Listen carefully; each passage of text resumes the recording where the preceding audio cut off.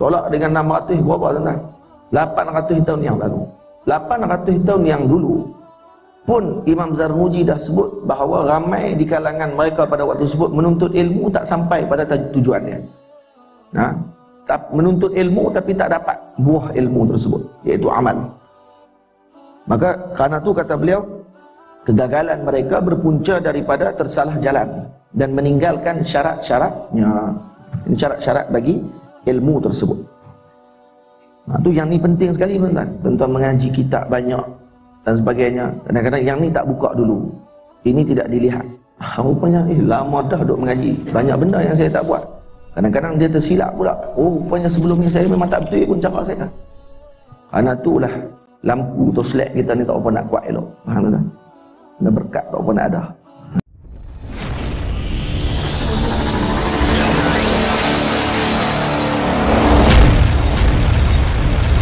Bismillahirrahmanirrahim.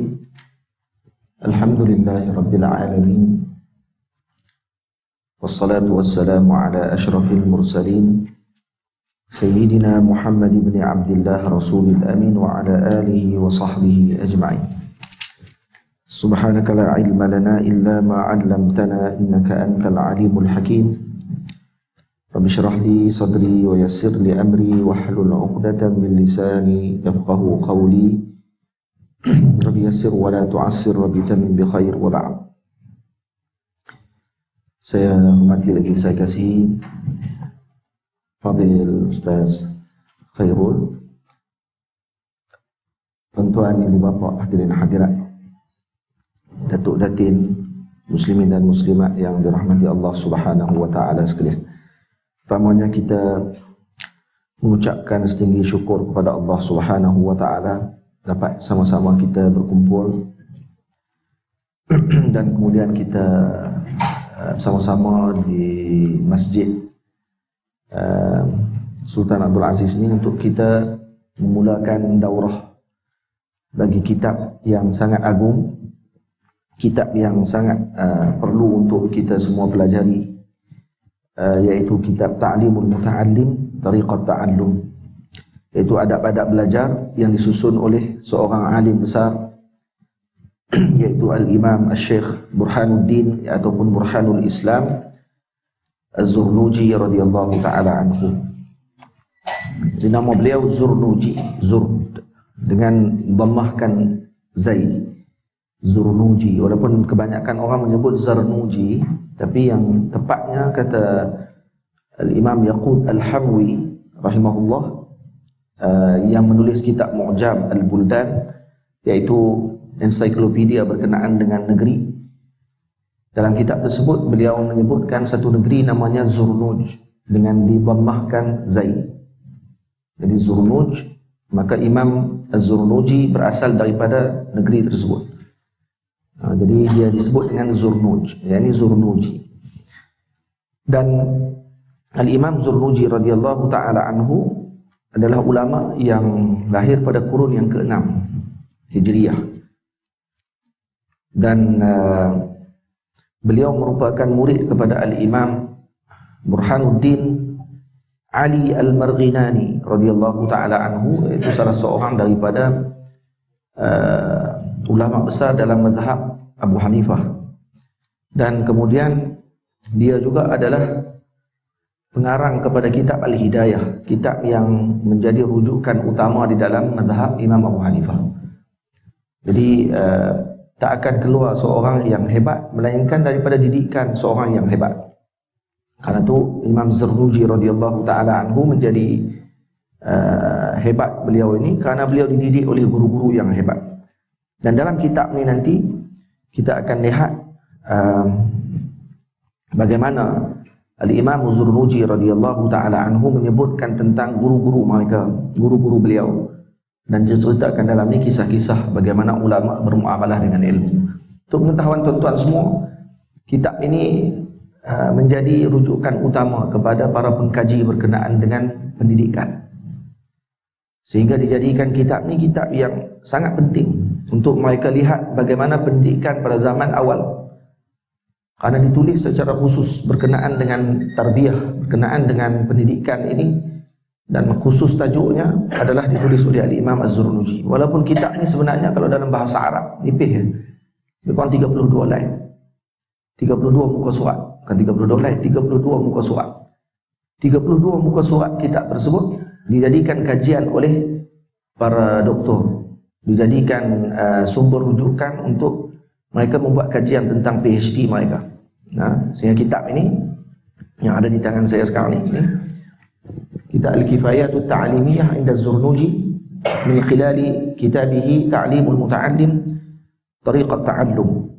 Ini kitab yang ditulis oleh Syekh Bassam Salim Ahmad Bunduk, yang mana beliau membuat kajian tentang kitab Ta'limul Muta'allim Tariqat Ta'allum, dan beliau menyebut di dalam kitab ini cara-cara yang telah disebutkan oleh Imam Zurnuji dan ditiru cara tersebut dalam pendidikan moden secara tidak langsung. Nah, rupanya mereka semua mengambil daripada apa yang telah disusun oleh Al-Imam Az-Zurnuji radhiyallahu taala anhu.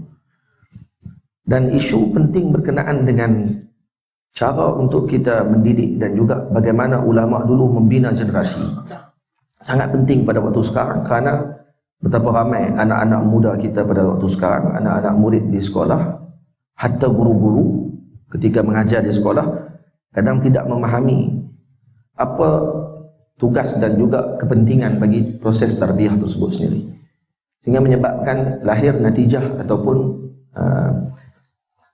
Allahumma salli ala sayyidina Muhammad, dia punya natijahnya apa? Natijah ni keputusan yang tidak elok lah maksudnya. Keputusan tidak elok ni maksud tidak dilahirkan daripada sistem yang ada sekarang ni murid yang betul-betul memenuhi kriteria yang disebut sebagai manusia tersebut, yang keluar jadi orang yang tidak berakal, seakan-akan begitu. Waktu kita dengar dalam akhbar, kita dengar dalam TV dan sebagainya, murid boleh tampar guru, bak ayah boleh datang pukul guru, ustaz pula disalahkan pula guru dan sebagainya, karena tidak ada adab lagi dan tidak ada tidak memahami cara bagaimana untuk tarbiyah dan apa sistem tarbiyah tu apa pun dia orang tak faham. Dan murid, guru-guru, ibu bapa pula bila hantar anak ke sekolah, yang dalam otak dan fikiran mereka hanya nak jadi anak tu pandai, bukan nak jadikan anak tu orang. Nah, ulama dulu hantar anak-anak mereka untuk keluar jadi manusia yang dikasihi oleh Allah dan Rasulullah SAW, walau tak pandai pun.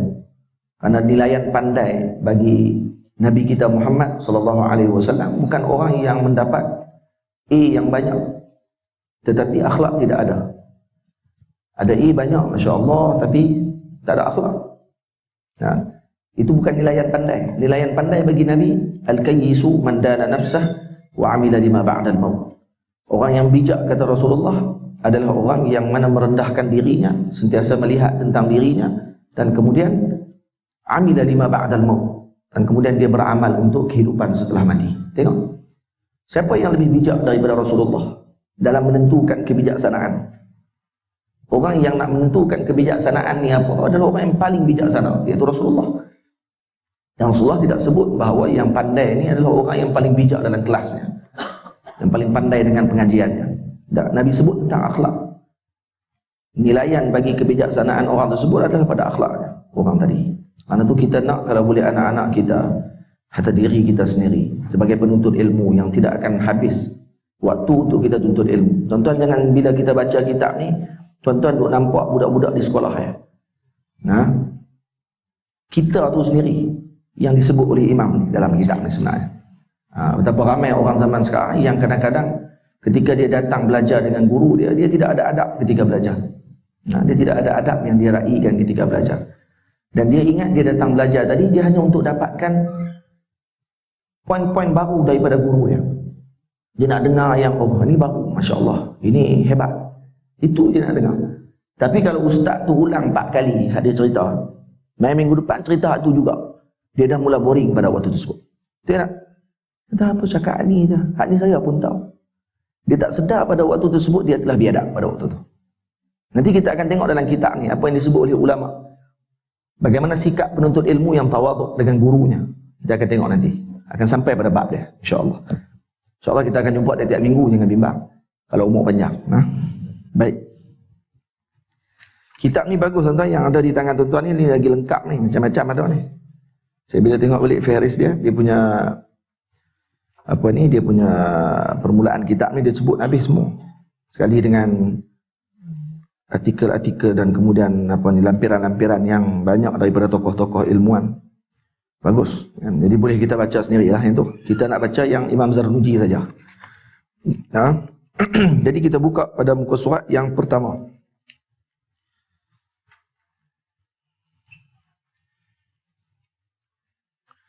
Baik, muka surat yang pertama ini adalah kataan al-Imam Az-Zarnuji radhiyallahu taala anhu. Bismillahirrahmanirrahim. Qala al-musannifu rahimahullahu subhanahu wa ta'ala wa nafa'ana bi'ulumihi wa 'ulumikum fid dharain amin. Amin, tuan, amin. Amin. Macam tu betul. Bismillahirrahmanirrahim. Dengan nama Allah Tuhan yang amat murah lagi amat mengasihani. Pujian hanya bagi Allah yang menjadikan Bani Adam melebihi sekalian makhluknya dengan ilmu, pengetahuan dan amalan. Rahmat Allah ke atas Nabi Muhammad sallallahu alaihi wasallam, penghulu sekalian manusia, juga ke atas ahli keluarga dan sahabat-sahabatnya yang menjadi sumber segala ilmu, pengetahuan dan ilmu hikmah. Seterusnya, aku telah melihat ramai pelajar di zamanku yang bersungguh-sungguh. Seterusnya itu dalam bahasa Arabnya amma ba'd. Amma ba'du. Jadi Allahumma salli ala sayyidina Muhammad, muqaddimah yang telah disebutkan oleh al-Imam Az-Zarnuji radhiyallahu taala anhu ni, kalau kita belajar dalam bahasa Arab dipanggil bara'atul istihlal dipanggil. Apa makna bara'atul istihlal? Bara'atul istihlal maksudnya permulaan ucapan bagi seseorang tersebut, sama ada dengan tulisan ataupun dengan ucapannya ketika dia mula nak mengajar, nak bercakap, dimulakan dengan bahasa yang bila orang yang mendengar bahasa tersebut atau orang membaca muqaddimah permulaan tadi dapat meneka apa yang akan dibincangkan oleh si pencakap tersebut. Faham tak? Jadi kita bila baca dalam muqaddimah ni, pujian hanya bagi Allah yang menjadikan Bani Adam melebihi sekalian makhluknya dengan ilmu, pengetahuan dan amalan. Oh, ini nak bincang tentang ilmu ni. Faham tak? Jadi tahu dah kata, oh ni nak mula tentang ilmu. Kemudian disebut pula rahmat Allah ke atas Nabi Muhammad sallallahu alaihi wasallam, penghulu sekalian manusia, juga ke atas ahli keluarga. Juga ke atas ahli keluarga tu maksudnya rahmat juga ke atas ahli keluarga dan sahabat-sahabatnya yang menjadi sumber segala ilmu, pengetahuan dan ilmu hikmah. Oh, ni memang betul nak bincang bab ilmu. Maksudnya gitu. Kemudian seterusnya tu amma ba'd. Seterusnya maksudnya setelah saya mengucapkan pujian kepada Allah dan selawat kepada Nabi Muhammad sallallahu alaihi wasallam, maka aku telah melihat ramai pelajar di zamanku yang bersungguh-sungguh menuntut ilmu tetapi gagal mencapai manfaat dan hasil sepenuhnya dalam mengamalkan dan menyebarkannya. Ini Imam Zarnuji sebut bila ni tuan, tahun 600 Hijriah dulu. Sebahagian ulama mengatakan dia wafat pada tahun 620 Hijriah. 620 Hijriah. Bahagian kata dia lah wafat pada tahun tersebut. Jadi pada 600 tahun yang dulu, sekarang dah 1438. Betul? Tolak dengan 600 berapa tuan-tuan? 800 tahun yang lalu. 800 tahun yang dulu pun Imam Zarnuji dah sebut bahawa ramai di kalangan mereka pada waktu tersebut menuntut ilmu tak sampai pada tujuannya. Tak menuntut ilmu tapi tak dapat buah ilmu tersebut, iaitu amal. Maka kerana tu kata beliau, kegagalan mereka berpunca daripada tersalah jalan dan meninggalkan syarat-syaratnya. Ini syarat-syarat bagi ilmu tersebut. Tu yang ni penting sekali tuan-tuan. Tuan-tuan mengaji kitab banyak dan sebagainya. Kadang-kadang yang ni tak buka dulu. Ini tidak dilihat. Rupanya lama dah duk mengaji. Banyak benda yang saya tak buat. Kadang-kadang dia tersilap pula. Oh, rupanya sebelum ni saya memang tak betul pun cara saya. Kerana itulah lampu torchlight kita ni tak apa nak kuat elok. Faham tak? Benda berkat tak apa nak ada. Berkat ni macam bateri je lah. Enjin elok dah. Masya Allah, enjin kereta. Bateri tak ada. Jalan tak kereta tu tuan. Tak jalan kereta. Dia nampak kereta comel kat luar. Alphard. Velfire. Wah, ni kereta mahal ni, pergi start tak boleh. Rupanya bateri tak ada. Lawa pergi tak mana pun, hak tu kancil pun potong. Kerana kancil tu ada bateri. Jangan cakap kancil, orang berjalan kaki pun boleh potong dia. Kerana kereta tak ada bateri, tak bergerak. Orang jalan kaki pun boleh potong pada waktu tersebut. Faham tak? Toslek kita ada mentol. Lampu tu kalau buh bateri terang. Dia duk kira tang lampu, dia tak beli bateri. Boleh buka menyala kalau lampu tu nak tunjuk jalan gelap di waktu malam. Tak boleh, tuan-tuan. Bateri itu yang penting. Yang kita nak kena bubuh dan kemudian barulah tercerah jalan tersebut, tunjuk waktu kita gelap. Itu makna dia. Jadi bateri-bateri itulah disebut barakah, berkat dalam perjalanan tu. Maksud dia gitu. Orang yang tersalah jalan akan sesat dan tidak akan sampai ke destinasi yang ditujuinya, sama ada kecil atau besar tujuannya. Orang yang salah jalan sesat. Setelah aku melakukan solat sunat istikharah terhadap Allah Subhanahu wa taala mengenainya. Tengok ni ulama dulu nak tulis kitab istikharah dulu. Kerana itu kitab dia berkat. Tuan-tuan bayangkan, Imam Zarnuji meninggal 620 Hijriah dalam pandangan. Imam Zarnuji ni punyalah mastur, tersembunyinya kisah hidup dia. Supaya orang tak tahu dia ni beranak di mana, berapa tarikh lahirnya, dan sebagainya. Yang terkenal hanya kitab dia ni saja. Satu-satunya kitab yang beliau tinggalkan kepada umat adalah kitab Ta'limul Muta'allim Tariqat Ta'allum. Yang orang tahu bahawa yang menulisnya adalah Al-Imam Zarnuji, Burhanul Islam, Burhanuddin Az-Zurnuji radhiyallahu ta'ala anhu. Kitab ni saja, tuan-tuan. Yang muka suratnya 32 muka surat dalam bahasa Arab. Tapi berkat tulisan beliau tersebut diguna 800 tahun sampai sekarang. Tuan-tuan cuba tulis kitab, tengok 32 muka surat, tengok berapa tahun orang nak pakai. Silap-silap esok pun dah hilang lah. Waktu tengah hidup pun orang dah tak ingat dah dia ada tulis kitab. Nak kata apa ni? Nak kata apa? Kata berkatnya tulisan dia orang. Nak kata ikhlasnya ketika mereka menulis. Sebab sebagian ulama mengatakan bukti ikhlas ataupun tanda ikhlas seseorang tersebut ketika dia menulis, maka akan ada iqbal, akan ada penerimaan daripada makhluk kepada apa yang dia sampaikan. Ini bukti penerimaan tersebut. Tanda, bukan bukti, tanda. Perkara tadi diterima. Kerana ikhlasnya dia, Masya Allah. Jadi beliau melakukan istikharah terlebih dahulu kepada Allah. Aku membuat keputusan untuk menerangkan kepada mereka cara belajar yang aku dapati dalam beberapa buah buku dan juga daripada para ustaz kami yang pakar dalam ilmu pengetahuan dan ilmu hikmah, dengan harapan aku mendapat doa kemenangan dan kelepasan di akhirat nanti daripada orang-orang yang menceburinya secara jujur dan ikhlas. Tengok. Daripada mana dia ambil sumber untuk menulis dalam kitab ni? Daripada beberapa kitab yang lain. Kemudian daripada siapa? Daripada guru. Itu yang penting tu. Daripada guru tu kan. Sebab ada benda yang tidak ada dalam kitab. Ada benda adab ini yang tidak ada dalam kitab, yang terus diambil daripada amalan para guru. Yang dia lihat depan mata bagaimana gurunya bermuamalah dengan ilmu. Al-Imam Abdul Rahman Ibn Qasim radhiyallahu ta'ala anhu murid kepada Al-Imam Malik radhiyallahu anhu, belajar dengan Imam Malik selama 20 tahun. Tapi kata beliau, saya betul menuntut ilmu 2 tahun. 18 tahun lagi saya guna untuk mempelajari adab dengan Imam Malik. Adab saja 18 tahun.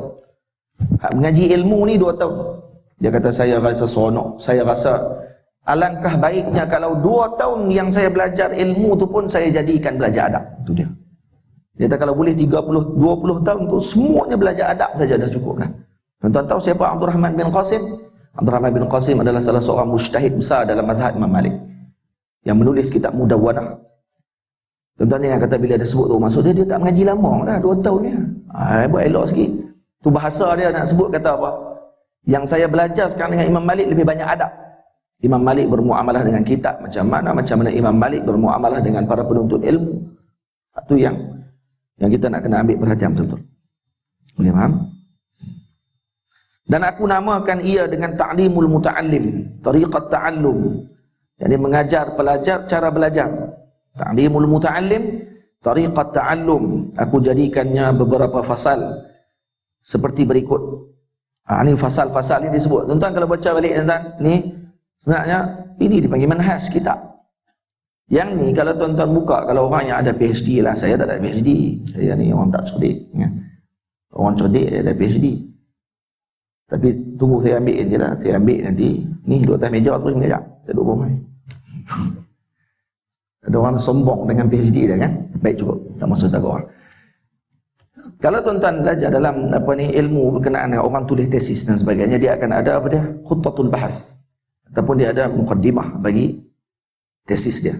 Dia akan tulis bagaimana nak baca kitab saya, apa saya buat dalam risalah saya ni dan sebagainya.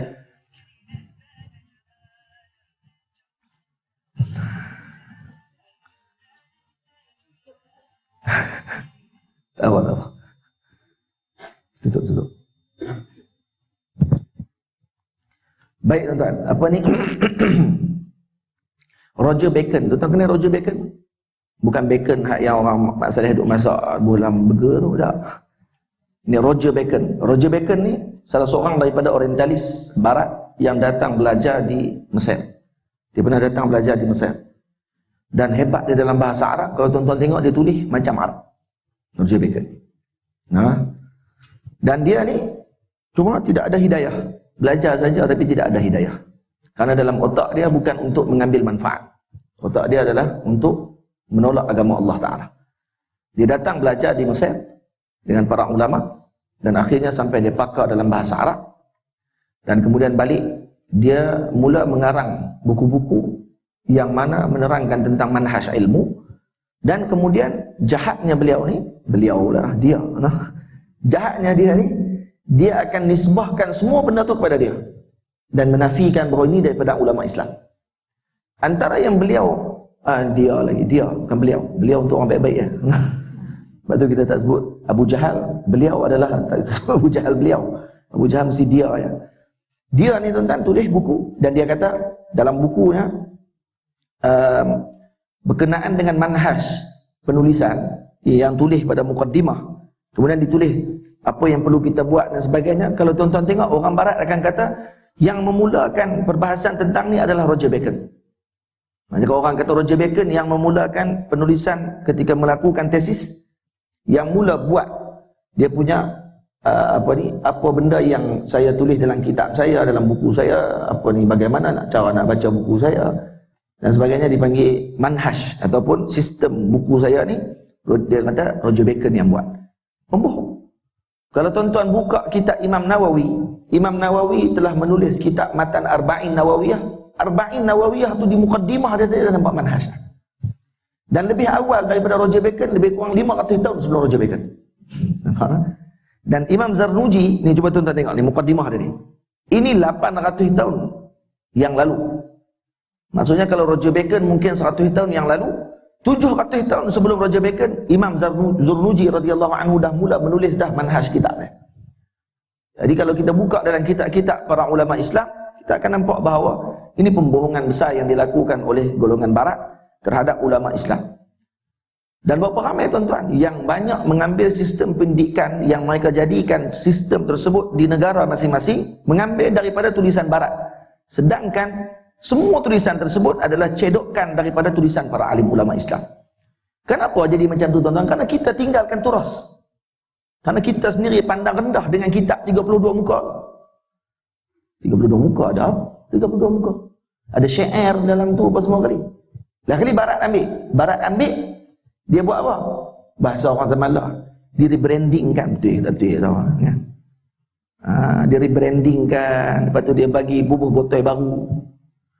Ayak tu jugalah tuan-tuan. Orang kampung jual ayak tebu pergi jalan. Orang Kuala Lumpur dia buat kemas sikit macam Starbucks tu.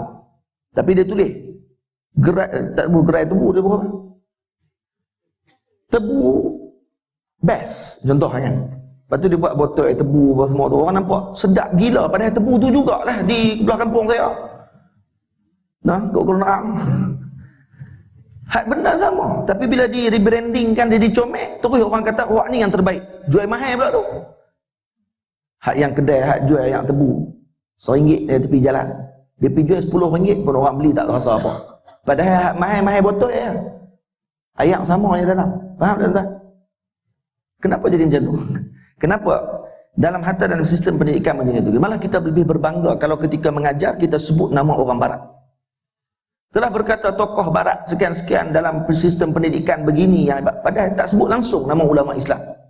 Yang mereka ni adalah pakar dalam sistem penterbihan, pakar dalam sistem pendidikan Islam ni, dan juga sistem pendidikan dalam dunia, bukan Islam saja, dalam pendidikan dunia. Kita tak sebut nama dia orang. Dan dia orang yang memulakan perkara tersebut. Dan lebih agung lagi Nabi kita Muhammad sallallahu alaihi wasallam. Nah, Sayyidul Muallimin, ketua kepada segala pendidik di muka bumi Allah Taala. Faham tak? Ha, tu. Baik. Jadi aku jadikan beberapa pasal. Saya bukan nak terang tu tuan-tuan, terang pasal manhaj pula macam kita ni doktor pula lagi. Ada berapa pasal kata beliau? Berapa pasal dalam kitab ni tuan-tuan? Ada 13 pasal. 13 pasal. Fasal pertama berkenaan dengan pengertian ilmu pengetahuan, ilmu fiqh dan juga kelebihannya. Sebab apa kena tahu pengertian dulu tuan-tuan? Karena ini termasuk di kalangan perkara yang disebut sebagai mabadi' al-asyarah. Dia panggil mabadi' asyarah, iaitu 10 prinsip asas bagi penuntut ilmu tersebut. Sebelum masuk ke dalam satu bidang, dia kena tahu beberapa perkara. Dia kena tahu 10 perkara. 10 perkara dia kena tahu. Kalau tidak, masuk tu sia-sia ya. Yang pertama kena tahu ta'rif. Apa dia ta'rif ataupun pengertian bagi sesuatu bidang ilmu tersebut. Tuan-tuan, kalau ada dalam majlis kita ni guru, dan dia guru matematik, ada tak masa mula-mula, masa mengajak matematik tu dia terang matematik ni apa dia? Kan dia masuk-masuk terus bagi tahu kata ni ilmu matematik ni matematik moden. Ada satu lagi matematik dia panggil ADMAT. Itu susah sikit, ramai yang fail. Terang tu ya. Budak tu takut mampu dah, fail dah. Kemudian dia terang pula berkenaan dengan ni dia punya formula dia. Tanpa dia terang apa pengertian matematik tu sendiri dari segi bahasanya. Matematik tu apa dia? Siapa yang memulakan ilmu matematik? Siapa yang menyusun ilmu matematik tu? Maksudnya pemula lah. Kemudian apa faedah ilmu matematik ni? Dan apa kaitan ilmu matematik dengan kehidupan? Tuan-tuan, kalau orang tak terang yang ni tuan-tuan, masuk ke dalam satu bidang ilmu, dia masuk dalam kesia-siaan. Dia tak tahu apa. Sebab tu tidak ada minat ketika masuk. Faham tuan-tuan? Biologi. Apa makna biologi? Siapa yang menyusun mula-mula ilmu ni? Nampak tak? Kemudian apa dia punya manfaat ilmu ni? Apa kaitan ilmu ni dengan ilmu-ilmu yang lain? Dan kemudian apa lagi? Faedah ilmu ni kepada kehidupan. Boleh? Lagi apa dia? Dari mana ambil ilmu ni? Istimdad. Dari mana ambil ilmu ni? Daripada Al-Quran, daripada hadis, daripada ta'kul akal, daripada itu ini. Maka tu kena bincang. Itu dipanggil apa? Mabadi' asyarah. Cuba tengok. Syekh mulakan dulu dengan menerangkan tentang pengetahuan. Yang kedua, fasal mengenai niat ketika belajar. Cerita bab niat pula ketika belajar. Yang ketiga, fasal mengenai pemilihan ilmu, guru, rakan belajar, pelajaran tumpuan. Keempat, fasal mengenai pemuliaan ilmu dan ahli-ahlinya. Ini kemuliaan ilmu, bukan kemuliaan ilmu dan ahlinya. Kelima, fasal mengenai kegigihan, ketekunan dan ketinggian cita-cita. Ini maksud himmatul aliyah, cerita berkenaan dengan cita-cita yang tinggi. Keenam, fasal mengenai teks, kadar dan tertibnya. Cerita sampai pekat tu tuan, berapa banyak nak kena baca sehari? Kalau kita baca nak mengulang, macam mana kita nak mengulang? Tuan-tuan, kalau terbaca, nanti kita akan masuk pada bab dia. Tuan akan tengok lah. Orang barat ambil sebiji yang Imam Zarnuji sebut. Kalau kita kata, dok aku, mereka pun pandai kot mananya. Mereka main selepas Imam Zarnuji buat kitab ni. Faham? Lepas 600 tahun Imam Zarnuji buat, baru mereka tulis. Dan kitab ini mutadawal. Maksud kitab ini dah tersebar luas di seluruh dunia. Diterjemahkan dalam bahasa yang pelbagai. Dan kemudian yang ketujuh, fasal mengenai tawakal. Yang ke-8, fasal mengenai waktu belajar. Kenapa Syekh teruk sebut berkenaan dengan tawakal tuan-tuan? Nak suruh bagi tahu kepada sini, wahai penuntut ilmu, kamu berada di tempat yang mulia, maka kamu kena belajar tentang tawakal. Kamu kena belajar tentang tawakal. Nanti kita akan tengok pada setiap bab tersebut. Tuan-tuan doa dah bagi habis kitab ni insya-Allah. Habis kita ni tuan-tuan akan keluar daripada satu fasa yang baru dalam kehidupan tuan-tuan tentang ilmu dan adab. Dan saya akan lebih tekankan tentang amal dalam pengajian kita ni, insya-Allah. Lepas tu tuan-tuan kena jaga betul-betul dalam kelas saya ni. Saya kalau mengajak bab adab ni dia jadi lain sikit. Kalau bab ajak tentang Rasulullah ni lain sikit. Tapi kalau ajak bab ni, jangan tuan-tuan marah kalau saya garang pada waktu tersebut. Lepas tu saya mohon, kalau yang ada handset, tutup handset. Kalau yang nak sembang-sembang, jangan sembang depan saya. Kalau saya jerkah, tuan-tuan jangan buat terkejut pula. Faham tuan-tuan? Tuan-tuan tak jumpa kita tu guru buat je ni. Garang ni mungkin tuan-tuan tak pernah jumpa lagi kot. Ada tiba-tiba ustaz ni main jerkah tuan-tuan dalam majlis. Tuan-tuan try lah dalam majlis saya. InsyaAllah tuan-tuan akan melihatlah betapa singanya kita pada hari tersebut. Jadi tuan-tuan jangan cuba untuk nak mencuba keberanian saya pada hari tersebut. Saya tak kira tuan-tuan siapa dia. Saya bukan kenal tuan-tuan. Tuan-tuan ada datin kat depan pun, kalau saya nak jerkah ikut dan ikut suka saya. Karena saya di depan ni yang datuk lebih besar daripada segala datuk. Faham tuan-tuan? Karena saya guru di depan. Ini majlis saya. Tuan-tuan tahu Al-Imam Atha' ibn Abi Rabah? Kenal Sayyidina Atha' bin Abi Rabah? Atha' bin Abi Rabah adalah murid kepada Imam Ibn Abbas. Beliau adalah bekas hamba, orang kulit hitam. Ketika mana dia mengajar, tak ada orang yang boleh berfatwa pada zaman beliau tentang haji dan umrah melainkan dia. Ketika waktu haji dan umrah, yang hanya boleh berfatwa di Masjidil Haram hanya Imam Atha' bin Abi Rabah, murid Imam Ibn Abbas. Ini tabi'in kabir. Ini ulama besar di kalangan para tabi'in. Satu hari tuan-tuan ketika sedang beliau mengajar, tengah duduk mengajar ni, bukan mengajar, orang tanya soalan. Tanya soalan pula, beratok tanya soalan. Beratok, panjang, beratok. Orang ni tanya, dia jawab, keluar.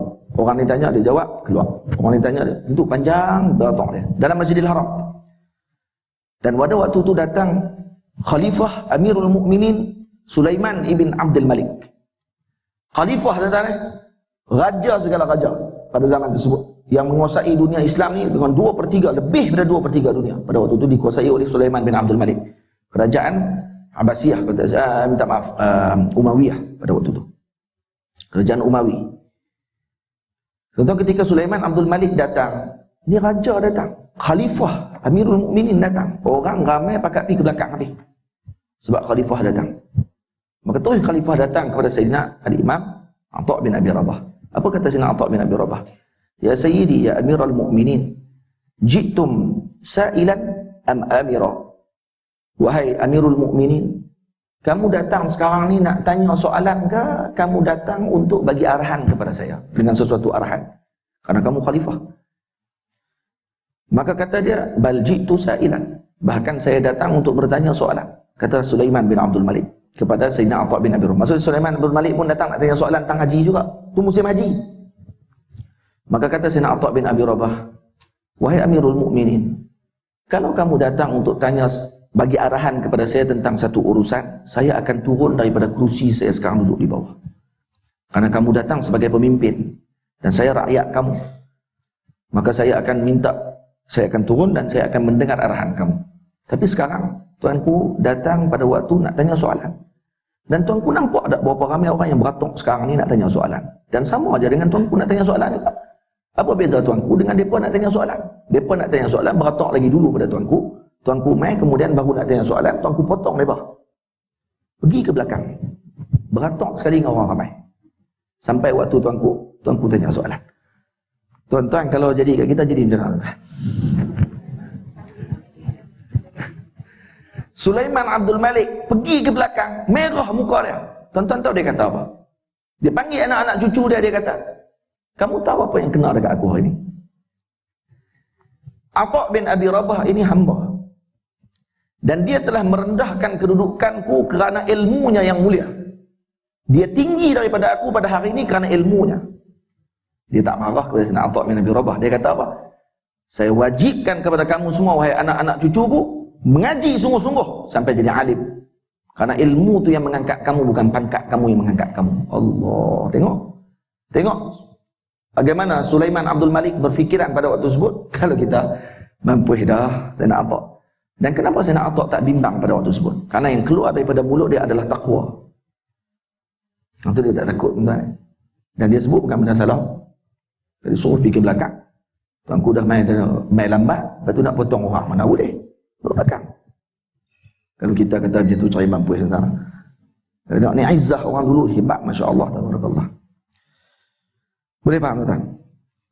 Tuan tahu kenapa orang dulu, raja-raja dulu boleh terima teguran orang pada zaman dia. Raja-raja dulu boleh terima teguran alim ulama pada zaman dia. Kenapa tuan? Karena raja-raja dulu berpandangan bahawa orang yang menegur dia tidak ada apa-apa kepentingan pada waktu tersebut. Tapi kalau kita zaman lah pergi tegak raja, tegak pemimpin, pemimpin tu tahu kata kalau tegak ni ada kepentingan tentu ni. Ni kalau tegak aku, dia nak ganti tempat aku. Jadi aku tak mau terima hal dia kalau dia ganti, semua naik dengan aku ya. Dia pula lawan dengan dia. Faham? Satu alim ni dia kena macam tu. Saya tak cukup sangat tu lah. Saya sembang banyak-banyak. Nak beritahu apa ni? Nak beritahu ni qimah orang dulu. Kedudukan orang dulu dengan apa ni, dengan ilmu bagaimana. Faham tak? Baik. Dan kemudian yang seterusnya fasal berkenaan dengan waktu belajar. Cerita waktu belajar nak bahagi waktu bila yang paling sesuai nak belajar. Yang ke-10, minta maaf, yang ke-9 itu ke-8 tadi, yang ke-8. Yang ke-9 fasal mengenai belas kasihan dan nasihat. Yang ke-10 fasal mengenai berusaha mendapatkan ilmu. Yang ke-11 fasal mengenai warak ketika belajar. Yang ke-12 fasal mengenai perkara yang membantu ingatan dan melupakannya. Bab yang ke-11 ni dia masuk berkenaan dengan bab perubatan. Perubatan pun masuk tuan-tuan. Jadi apa benda yang boleh menguatkan ingatan, apa benda yang boleh menyebabkan ingatan kita kurang, benda apa yang jangan buat ketika belajar, benda apa yang jangan tengok. Tuan-tuan akan tengok ni, jangan tengok orang kena sula, ini mengurangkan ingatan. Kan dulu ada orang duk jual kan di pasar malam CD tu, CD orang kena bunuh. Pernah tengok tak? Pernah tengok tak tu? Saya tak pernah tengok tuan. Takut nak tengok. Tak gambar orang kena sula letak atas kayu, turun slow-slow. Gila tengok. Tuan-tuan, orang yang banyak tengok yang macam tu, dia akan terganggu ingatan dia. Dia akan terganggu. Dan sungguh. Tuan-tuan akan saya terbayang benda tu. Sebab tu saya paling tak suka orang tu sebar video dalam Facebook orang aksiden. Itu paling kita tak suka. Lepas tu dia bertulis pula kat atas, yang hati lembut jangan tengok. Bukan hati lembut, tak lembut ingat kita pondan ke apa? Masalah tak patut tengok. Bayangkan tuan-tuan, yang ada tengok tu keluarga dia. Yang tahu ni dulu abang dia yang aksiden tu. Mak dia tengok sebar video orang. Tak payah sebar. Pelik orang zaman lah ni, dia ada benda tu dia nak guna sungguh semua benda. Bagi kepada pihak yang berwajib juga nah, untuk depa tengok siapa salah, siapa tak salah apa semua tu untuk depa nak hukum. Ni kita tak boleh sebar dalam Facebook apa kan. Itu betul akan mengurangkan ingatan tuan-tuan. Jangan tengok. Ha? Lepas tu apa benda yang kalau kita makan akan menambahkan ingatan kita. Buah apa yang kita jangan makan. Kalau buah ni makan banyak-banyak jadi ingatan kita tak pandai elok. Sebab penting dalam bab ni. Dia akan cerita pada pasal yang ke-12. So nak abang kata apa? Penuntut ilmu pun kena jaga bab pemakanan. Makanan kena jaga sungguh-sungguh. Disertakan nanti. Dan apa yang berkait dengan ingatannya. Yang ke-13 fasal mengenai perkara-perkara yang menambah rezeki dan yang menghalangkannya, dan perkara-perkara untuk melanjutkan usia dan mengurangkannya. Cerita habis semua. Macam mana nak bagi panjang umur? Weh, bolehkah? Bukan umur ni Allah Ta'ala dah tentukan kah? Dia cerita. Benda ni kalau buat, kesihatan akan bertambah. Macam tu maksud dia. Faham? Jadi ini akan diceritakan nanti. Allah jua yang memberi petunjuk kepada aku, tiada yang lain. Kepadanya aku berserah dan kepadanya aku dikembalikan. Baik. Fasal yang pertama. Kita masuk fasal yang pertama. Pengertian ilmu pengetahuan dan ilmu fiqh dan kelebihannya. Hukum menuntut ilmu. Sabda Rasulullah sallallahu alaihi wasallam, "Talabul ilmi fariidatun ala kulli muslimin wa muslimatin." Menuntut ilmu adalah fardu ain ke atas setiap orang Islam, lelaki dan perempuan. Ilmu apa yang dituntut sekarang ni tuan-tuan? Ilmu fardu ain. Bukan semua ilmu. Ya, sebab tu nanti Syekh akan terang di sini. Fardu ain itu apa? Ilmu yang dimaksudkan dengan ilmu yang wajib kita tuntut tersebut. Sebab ada orang kadang-kadang dia ingat kata wajib menuntut ilmu. Ilmu fardu ain dia tak tuntut, dia kalut ilmu lain. Ilmu fardu ain tak tuntut, maksud ilmu yang diperlukan dia untuk ibadah dia. Bab solat, bab zakat, bab haji, bab umrah, bab berkenaan dengan haid nifas, istihadhah, bab taharah, bab mandi, bab bekas yang boleh guna tak boleh guna, yang disebut oleh ulama dalam kitab-kitab fiqh bab ibadat tu. Tak pernah mengaji pun, dia malas. Sebab dia kata apa? Semua orang mengaji yang tu. Saya boring lah. Pergi masjid kerja 2 jam tu ya. Tambah ustaz-ustaz pula kerja duk bab haid, nifas, istihadah. Haid, nifas, istihadah. Sampai yang main mengaji pun tak ada haid dah. Tuan-tuan, dia boleh keluar bahasa tu, tuan. Ya Allah, tu fardu ain tu. Kamu ingat yang main mengaji tu semua mesti keluar haid kan tu? Habis tu yang tulis kitab haid semuanya hak berjanggut ni. Saya ada kitab haid saya. Hak saya terjemah. Yang sonoknya orang perempuan yang keluar haid tanya kat kita. Lepas tu kita pula boleh terang pula lah. Yang keluar macam ni jadi macam ni. Weh, macam kita pula. Nampak tak? Tu tak kira dalam bab mutahayyir lagi. Mutahayyirah. Bab mutahayyirah. Kenapa dipanggil mutahayyirah? Ni istihadah yang mutahayyirah. Dia terlupa waktu dia. Dia terlupa qadar dia. Maksudnya bila keluar haid ni yang mula dulu ni tak ingat. Berapa hari keluar pun tak ingat. Tu dia lah. Dia ni. Dia ingat benda tak apa. Tak ingat apa Ustaz dia kata. Saya pun tak ingat hak bulan lepas, hak bulan sebelum ni keluar berapa hari pun saya tak ingat. Keluar banyak mana pun saya tak ingat. Saya tak ingat, saya tak tahu langsung. Kalau macam ni dipanggil mutahayyir. Kenapa mutahayyir tuan-tuan? Karena dia memeningkan. Mutahayyir ni kerana dia pening. Sebab apa dia pening? Kerana dia memeningkan ulama. Ulama pening nak urus dia. Lepas tu dipanggil mutahayyir. Maksud dia jadi pening. Tok guru pun pening macam mana nak jawab tentang apa yang dia lakukan. Maka dibuat bab khas tentang mutahayyirah. Boleh pergi kata macam tu. Yang itu fardu ain. Wajib untuk belajar tentang masalah tersebut. Tasawuf, ilmu berkenaan dengan pembentukan hati, pembaikan jiwa raga kita. Kemudian ilmu berkenaan dengan apa dia? Tasawuf, tauhid. Ilmu tauhid kena mengaji. Itu yang wajib untuk kita kenal Allah. Yang wajib bagi Allah, yang mustahil bagi Allah, yang harus bagi Allah. Wajib bagi Rasul, yang mustahil bagi Rasul, dan yang harus bagi Rasul. Dan sam'iyat, bab berkenaan dengan syurga, neraka, neraca timbangan. Sifat 20 lah kita nak mengaji itu kitab-kitab tu. Yang tu fardu ain yang wajib dipelajari. Hak tu dimasukkan talabul ilmi faridatun ala kulli muslimin wa muslimatin. Mana? Ini tidak, dia mengaji itu dia kata boring lah, semua orang dah mengajak dah masjid setiap hari duk mengajak tu je. Saya dah boring dah, saya nak mengaji apa? Saya nak mengaji tafsir. Tafsir lah baru nampak gah sikit. Jadi segala jenis seminar tafsir semua dia hadir. Tapi bila tanya bab solat tak reti. Jamak qasar pun duk pening lagi. Kemudian bab berkenaan dengan betul tak pening bab jamak qasar. Betul ke tak betul ni? Selesai dah lagi tu. Tak selesai lagi tu kan. Habis tu tuan-tuan takkan nak mengaji sampai alim tu saya dah berumur dah. Mengaji dah berapa puluh ustaz dah. Tapi tetap saya tak ingat. Tak apa. Itulah mengaji. Maksudnya kita dah keluar dah daripada kewajipan tu. Maksudnya kalaulah kita meninggal, Allah Ta'ala takkan soal, kenapa tak mengaji dulu? Allah Ta'ala tak tanya Allah, kenapa tak alim jamak qasar? Dia lah. Allah tak kata itu, Allah Ta'ala akan tanya, kenapa tak mengaji dulu? Hak tu je. Sebab tu setiap kali mengaji kita akan boleh tanya.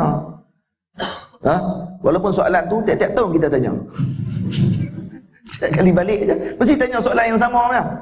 Dulu tanya dah, tanya balik kali yang kedua. Sebab dia apa nak pasti pula. Mengaji lah, itulah mengaji.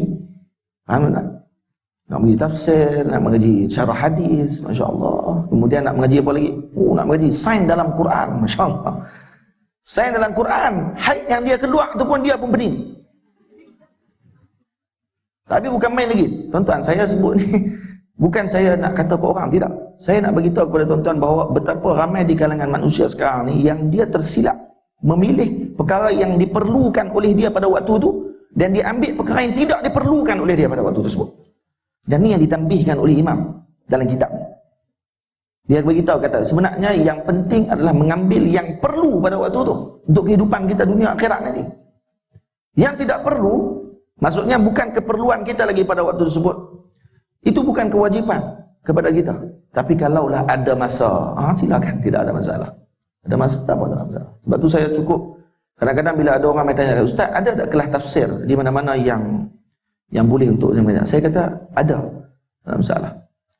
Kalau saya kenal orang tersebut memang mulazamah dengan pengajian ilmu fardu ain. Tapi kalau dia awal-awal lagi sebut, dia kata, bak ramai dah ustaz-ustaz duk mengajak bab-bab tu je, duk ulang tu je di masjid. Saya dah boring lah ustaz. Oh, secara sebut boring tu macam dah alim besar boleh buka pondok dah. Tanya-tanya apa ni? Dia tak tahu dia mengaji apa sebelum ni. Jadi sebab tu kita pesan sungguh-sungguh, yang dipesan oleh imam nanti kita akan tengok. Betapa ramainya orang zaman sekarang yang tersilap jalan. Dia ingat dia menuntut ilmu, rupanya dia hanya seronok sahaja di jalan tersebut. Tuan-tuan tahu siapa yang duk larikan dia daripada jalan tu? Iblis. Syaitan yang melarikan dia daripada jalan tu. Kata, takkan ustaz, takkan syaitan melarikan saya kepada tafsir. Takkan syaitan melarikan saya kepada tafsir. Kalau syaitan nak larikan saya, dia akan larikan saya keluar terus dari masjid ni. Tak mau mengaji terus. Tu kata syaitan ni bijak tuan-tuan ni. Dia bijak pada kita. Dia dah tengok orang ni kaki mengaji, dia akan kona orang tersebut jangan bagi mengaji yang sepatutnya. Contohnya orang tu tak apa nak pakar lagi, tak erti lagi pun, faham pun tak berapa banyak lagi tentang ilmu fardu ain. Maka dia akan pergi kat orang tu, orang mengaji tu, ramai orang mengaji. Cuba tengok orang sebelah kamu tu, berapa tahun dah duduk dengan kamu nak mengaji tu. Ni duduk bisik ni. Dia pun betul juga, duduk balah. Balah dengan iblis tu kata. Tapi kalau dia nampak iblis tu, dia tak balah lah, dia takut. Sebab dia tak nampak yang dia duduk balah tu. Dia kata, pergi mengaji tafsir. Pergi mengaji bab mustalah. Pergi mengaji itu ini. Dia sebut yang berkenaan yang bukan fardu ain pada dia pada waktu tersebut. Faham? Pergi mengaji itu dia kata. Tinggalkan ini semua ni orang duk buat. Orang biasa aja duk ikut ni. Kamu kan luar biasa. Kamu kan hebat. Wonder Woman. Kan? Wonder Man lah. Pergi mengaji dia kata. Maka kita pun mulalah angkat punggung, terus keluar daripada majlis, pergi ke majlis-majlis yang kita rasa inilah majlis ilmu pada waktu tersebut. Saya tak kata salah tuan-tuan. Tuan-tuan pergi untuk nak tarwih. Maksudnya pergi ke kelas-kelas pengajian tafsir dan sebagainya, dan itu adalah kelas yang ada dalam mingguan. Tapi rutin tuan-tuan akan ikut pengajian fardu ain. Memang ada dalam pengajian tu seminggu sekali, 2 kali atau sekali mengaji juga fardu ain. Tapi ada juga pengajian tafsir. Tak apa, tak ada masalah. Tapi tak, yang ni dia tinggal terus, dia ikut ni saja. Yang ni yang saya kata tu, jadi tuan-tuan kata saya tak mengaji tafsir pula. Tadi tuan-tuan kata, ustaz ni nak bagi orang tak mengaji tafsir kan? Tak. Dia tinggal terus fardu ain, dia mengaji tu saja, sedang dia tidak lagi faham pun tentang fardu ain tu maksudnya. Baik, tuan-tuan tengok. Pelajaran yang menjadi fardu ain di sini ialah seperti pelajaran ilmu yang berkaitan dengan mengenali keesaan Allah dan sifat-sifatnya. Ni tauhid. Kebenaran Rasulnya, tauhid. Salat, bersuci, zakat dan haji. Tengok. Manakala pembelajaran ilmu hingga ke peringkat dapat mengeluarkan fatwa adalah fardu kifayah. Yang nak sampai keluar fatwa, tu fardu kifayah. Nak mendalam-dalam sampai mengaji kitab peringkat mubtadi, mutawassit, muntahi, peringkat permulaan, pertengahan, pengakhiran. Fiqh ni mengaji Fathul Qarib naik pula pada Hasyah Bajuri naik pula pada Matan Zubat, naik pula Zubat, naik kepada kitab Syarah Mahalli, Kanzul Raghibin, naik Kanzul Raghibin syarah kepada Minhaj, selesai terus. Naik lagi baca pula Fathul Mu'in baca pula kitab I'anah Talibin. Masya-Allah, tabarakallah. Ni kalau keluar tu memang jadi ahli fatwa. Takkan saya nak mengaji tu Ustaz. Kita cukuplah Safinatun Najah, jadilah tu. Safinatun Najah jadi boleh naik kapal itu pun cukup dah, selamat dah insya-Allah. Di atas lautan kehidupan ni. Nama kitab pun comel dah, Safinatun Najah. Tuan-tuan mengaji kan kitab tu kan? Di sini. Ustaz Muhadir mengajak kan? Dah. Sini tak ada nah. Sini dia mengajak kitab lain lah. Tak apa. Yang penting ada fardu ain, tak apalah. Kitab apa pun tak apa. Di sini ada mengaji kitab apa? Idaman Penuntut. Idaman Penuntut ada nah? Idaman Penuntut bagus. Tuan-tuan doa saya duk tengah syarah, nak syarahkan Idaman Penuntut. Saya nak buat kitab baru. Huraian yang patut pada mensyarahkan Idaman Penuntut, pada menghuraikan yang kusut. Kitab tak ada lagi pun, buat nama lah. Tuan-tuan, ada ke kitab tu kan? Tak ada lagi, duduk dalam otak saya. Kitab tu baru duduk dalam otak tak keluar lagi. Tuan-tuan doa kalau umur panjang tulis. Kalau umur tak panjang, masuk dengan saya dalam kubur. Tajuk dia, nama kitab tu dia, Huraian yang patut pada mensyarahkan Idaman Penuntut, pada menguraikan yang kusut. Kitab tu ramai dibaca oleh para guru kita di Malaysia dan kitab tu bagus. Dia seakan-akan matan dalam bahasa Melayu. Kitab dikarang oleh Syekh Abdul Ghani kan? Syekh Abdul Ghani. Antara orang di majlis fatwa di Johor dulu. Itu urusan dulu. Baik.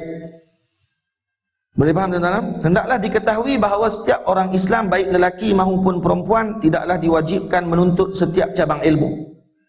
Laki perempuan tak wajib mengaji semua bidang ilmu. Apa yang diwajibkan hanyalah menuntut ilmu yang berkaitan dengan kerja yang dihadapinya. Oh, comel. Terjemahan ni comel tak? Saya sangat setuju. Sebab dalam kitab Arab dia akan sebut apa dia? Wa afdalul ilmi ilmul hal. Wa afdalul amal amalul hal. Dia kata. Maka diterjemah oleh sebagian orang, yang terbaik dalam ilmu ni adalah ilmu yang semasa. Dia terjemah hal tu semasa. Padahal itu bukan maksud dia. Maksudnya ilmu semasa. Apa ilmu semasa? Orang tak faham. Hal tadi dengan maksud al-amal. Dia terjemah di sini pada. Apa yang diwajibkan hanyalah menuntut ilmu yang berkaitan dengan kerja yang dihadapinya, yaitu ilmu usuluddin dan ilmu fiqh. Kata orang, yang dikata ulama, sebaik ilmu itu ialah ilmu yang berkait dengan perkara yang dihadapinya. Ini ilmu hal. Dia panggil ilmu hal. Dan sebaik amalan itu ialah memelihara perkara yang dihadapinya, yaitu memelihara amal tersebut daripada disia-siakan. Jadi tuan-tuan kena letak sikit di bawah tu. Saya duk syarah tu, tuan-tuan kena tulis balik. Yaitu sebaik ilmu ialah ilmu yang berkaitan dengan perkara yang dihadapi, yaitu perkara yang akan diamalkan olehnya. Sebaik amalan itu ialah memelihara al-hal, memelihara amalannya daripada disia-siakan. Itu makna daripada perkara yang dihadapi itu. Itu maksud dia. Faham? Ni orang panggil dhabit. Tu kalau mengaji, kalau di pondok kami di Azhar pun macam tu lah, kalau mengaji dipanggil dhabit. Dhabit kitab ni maksudnya bila tu guru baca tu, oh ini rupanya ada makna ni, nanti saya akan baca balik. Saya tak faham pula dah mendatang apa ni yang dimaksudkan ni. Sebab kita tak tulis dulu waktu ustaz tengah duk cakap. Jadi tu syarah tu syarah tu. Maka dia pun tulis nombor 1 kat tepi, tulis nombor 1 kat atas tu, tulis nombor 1 kat tepi. Maka dia dhabit. Dia panggil dhabit. Dan kemudian ilmu yang mesti dipelajari. Orang Islam difardukan ke atasnya. Tuan-tuan, tajuk-tajuk tu dibuat oleh ni penterjemah, bukan pengarang kitab. Kerana kita tak ada pun sebenarnya asal. Saya tak ada pun. Ada sebahagian kitab yang dia tulis ya. Dia tulis gitu. Ni cara orang dulu macam tu. Zaman dulu kena buat tajuk tu baru dia reti. Tajuk ni dia macam pintu nak masuk kepada bab baru. Sebab tu tuan-tuan kalau mengaji kitab, dia akan ada bab, kan betul tak? Bab. Lepas tu ada perbahasan. Tuan-tuan kenapa? Setiap kali kita baca kitab, dia ada bab baru. Kenapa ulama tak tulis tu? Tuan-tuan cuba tengok Quran. Quran kan baca Baqarah, Ali Imran. Betul tak? Kenapa dia berhenti? Boleh tak kalau Allah Ta'ala nak sambung dia terus? Boleh tak? Tapi kenapa dia buat bab? Kerana bab ni dia macam musafir lah. Baca kitab ni macam permusafiran. Tuan-tuan kan baru mengaji tadi bab musafir kan? Baca kitab ni macam musafir. Kita ni bila berjalan musafir jauh, berjalan letih kan? Tapi bila letih-letih tu tengok-tengok nampak pintu gerbang. Tulis, selamat datang ke negeri Perak. Kita rasa macam mana tuan-tuan? Oh, Perak dah. Dia rasa seronok balik waktu tu. Bila nampak tol tu pun dia nampak seronok, nak kena bayar duit pula. Dia nampak tol kan? Tol kan pintu gerbang kan? Dia tulis tu, tol Jelapang. Oh, dah Jelapang dah. Rumah dia pula kat Jelapang contohnya. Dia dah rasa seronok pada tu. Kenapa? Kerana nampak bab tersebut. Macam itulah orang bila baca kitab. Bila baca kitab ni letih. Jumpa bab baru. Oh, seakan-akan dia baru masuk ke dalam satu sempadan baru pada waktu tersebut. Maka kemudian berhenti. Berhenti kat situ. Berhenti tu, alhamdulillah. Berhenti rehat kan. RNR. Faham? Kemudian sambung balik mengaji. Itu tujuan ulama tulis bab. Bukan saya saja tuan-tuan. Itu semua ada tujuan dan mengikut kepada sistemnya Al-Quran Al-Karim. Itu maksudnya. Ilmu yang mesti dipelajari. Orang Islam difardukan ke atasnya menuntut ilmu yang ada hubungan dengan keperluan semasanya dalam apa jua keadaannya, sama ada ia sihat ataupun sakit, sama ada ia di kampung halaman atau di perantauan. Dia dimestikan bersembahyang. Dengan itu menjadi kefarduan ke atasnya mengetahui sesuatu yang berkaitan dengan sembahyangnya seperti syarat-syarat dan rukun-rukunnya sekadar dapat menunaikan kefarduan sembahyang itu. Dan diwajibkan ke atasnya mengetahui perkara yang diwajibkan ke atasnya sekadar dapat menunaikan kewajipan itu seperti membaca Fatihah dan tahu membacanya adalah wajib di dalam solat kerana perkara yang dimestikan bagi mengerjakan yang fardu itu adalah fardu. Jadi tuan-tuan, kita perlu kepada ilmu yang diperlukan oleh kita pada waktu sentiasa. Contoh solat. Sebab kita selalu kena solat setiap hari. Nah, maka kena wajib tahu berkenaan dengan solat tersebut. Dari kerana itu kata beliau, dan wajib ke atas kita mengetahui perkara yang diwajibkan ke atasnya, sekadar dapat menunaikan kewajipan itu. Dan kata beliau, kerana perkara yang dimestikan bagi mengerjakan yang fardu itu adalah fardu. Yani ma la yatimul wajib illa bihi fa huwa wajibun. Maksud sesuatu yang mesti, melakukan yang berkait dengan yang mesti tersebut, itu pun mesti. Kita nak wudu itu fardu untuk solat.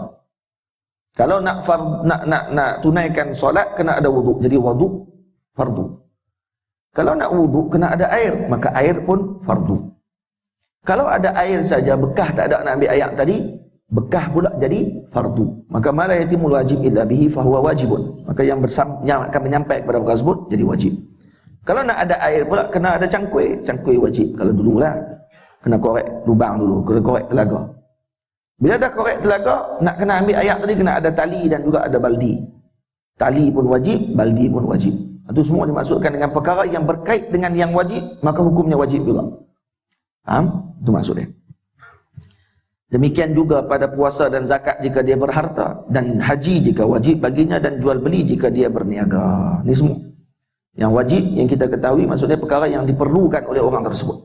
Sekarang ni tuan-tuan, di permulaan ni Syekh menerangkan berkenaan dengan apa yang wajib kita belajar, kenapa yang sepatutnya kita tumpu. Sebab tu dia sebut kata yang diperlukan pada waktu orang tersebut, pada setiap masa, yang tu dia perlu. Sebagai Muslim, ini perkara-perkara yang wajib untuk kita lakukan, dan wajib kita belajar perkara tersebut. So tak boleh tinggal. Masbuk muwafiq, berapa ramai lagi yang pening masbuk muwafiq. Sebab masbuk muwafiq pun dia pening lagi. Padahal tiap-tiap hari dia akan sembahyang jemaah. Waktu sembahyang berjemaah, kadang-kadang akan berlaku iskal, berlaku masalah dalam solat jemaah tersebut. Maka macam mana nak selesai solat jemaah tadi kalau kata dia tidak tahu? Sebab tu nikmat Allah Ta'ala bagi kepada kita ilmu ni, Masya Allah, tabarakallah. Bila kita masuk, kita tahu dah. Orang bila rokok, sujud yang kedua, rakaat yang kedua, macam mana kita nak buat bila kita nak masuk dengan dia? Tu mengaji ilmu fardu ain. Kita tahu macam mana cara nak masuk. Dan kita daripada kecil duk ajak macam tu. Dia ulang.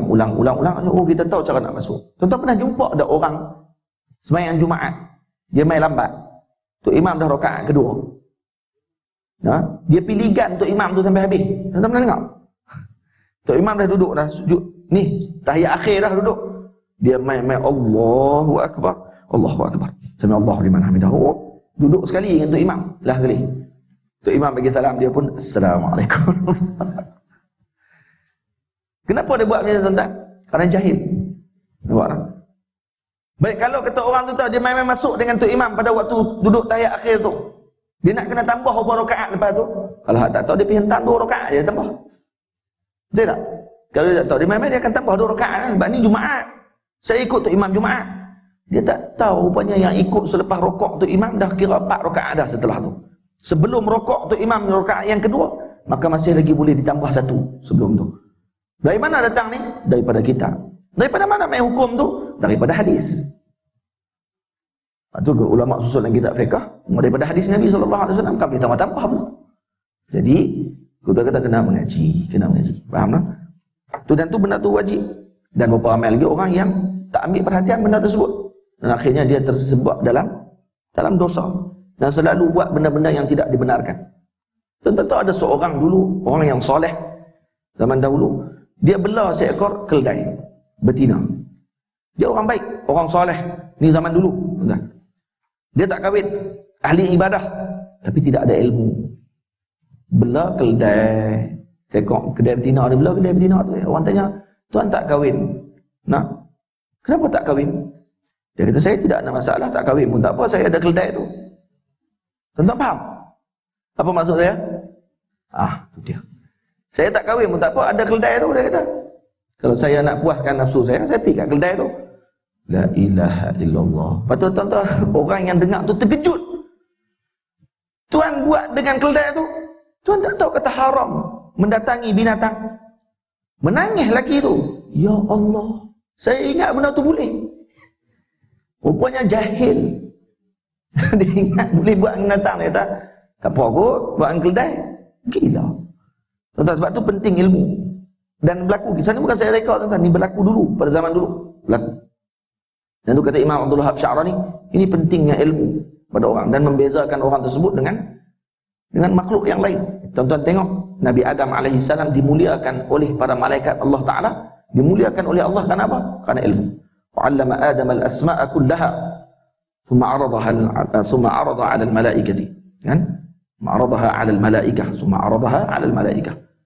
Tengok bila mana Nabi Allah Adam AS menyampaikan dan menceritakan tentang ilmu berkenaan dengan sebutan suatu perkara tadi, malaikat tunduk kepada Nabi Allah Adam AS. Kenapa? Karena mulia ilmu tersebut, mulia ilmu ni. Ada orang bertanya kepada Sayyidina Muhammad ibn Hasan Asy-Syaibani radhiyallahu taala anhu. Ini Imam Muhammad bin Hasan Syaibani, ini murid Imam Abu Hanifah radhiyallahu taala anhu. Murid Imam Abu Hanifah. Dan beliau antara yang menyebarkan mazhab Imam Abu Hanifah setelah wafatnya Imam Abu Hanifah, dan juga guru kepada Imam Syafi'i. Muhammad bin Hasan Syaibani guru kepada Imam Syafi'i radhiyallahu taala anhu. Dan beliau pernah berdebat dengan Imam Syafi'i dalam satu masalah. Maksudnya Imam Syafi'i datang ke Iraq untuk bertemu dengan beliau, menuntut ilmu daripada ashab Abu Hanifah. Waktu ketika datang tu, tuan-tuan, Allahumma salli ala sayyidina Muhammad, selepas dia belajar dengan Imam Muhammad bin Hasan, Imam Muhammad bin Hasan kata, wahai Muhammad, cuba kita munazarah, kita berdebat tengok. Imam Syafi'i kata, saya tak boleh debat dengan kamu, kamu tuan guru saya, mana boleh kita berdebat? Dia kata, tak apa, kita cuba, dia kata, cuba untuk nak perkasakan ilmu tersebut. Maka berlaku perdebatan satu bidang dalam satu bab. Tentu apa yang berlaku? Imam Syafi'i menang.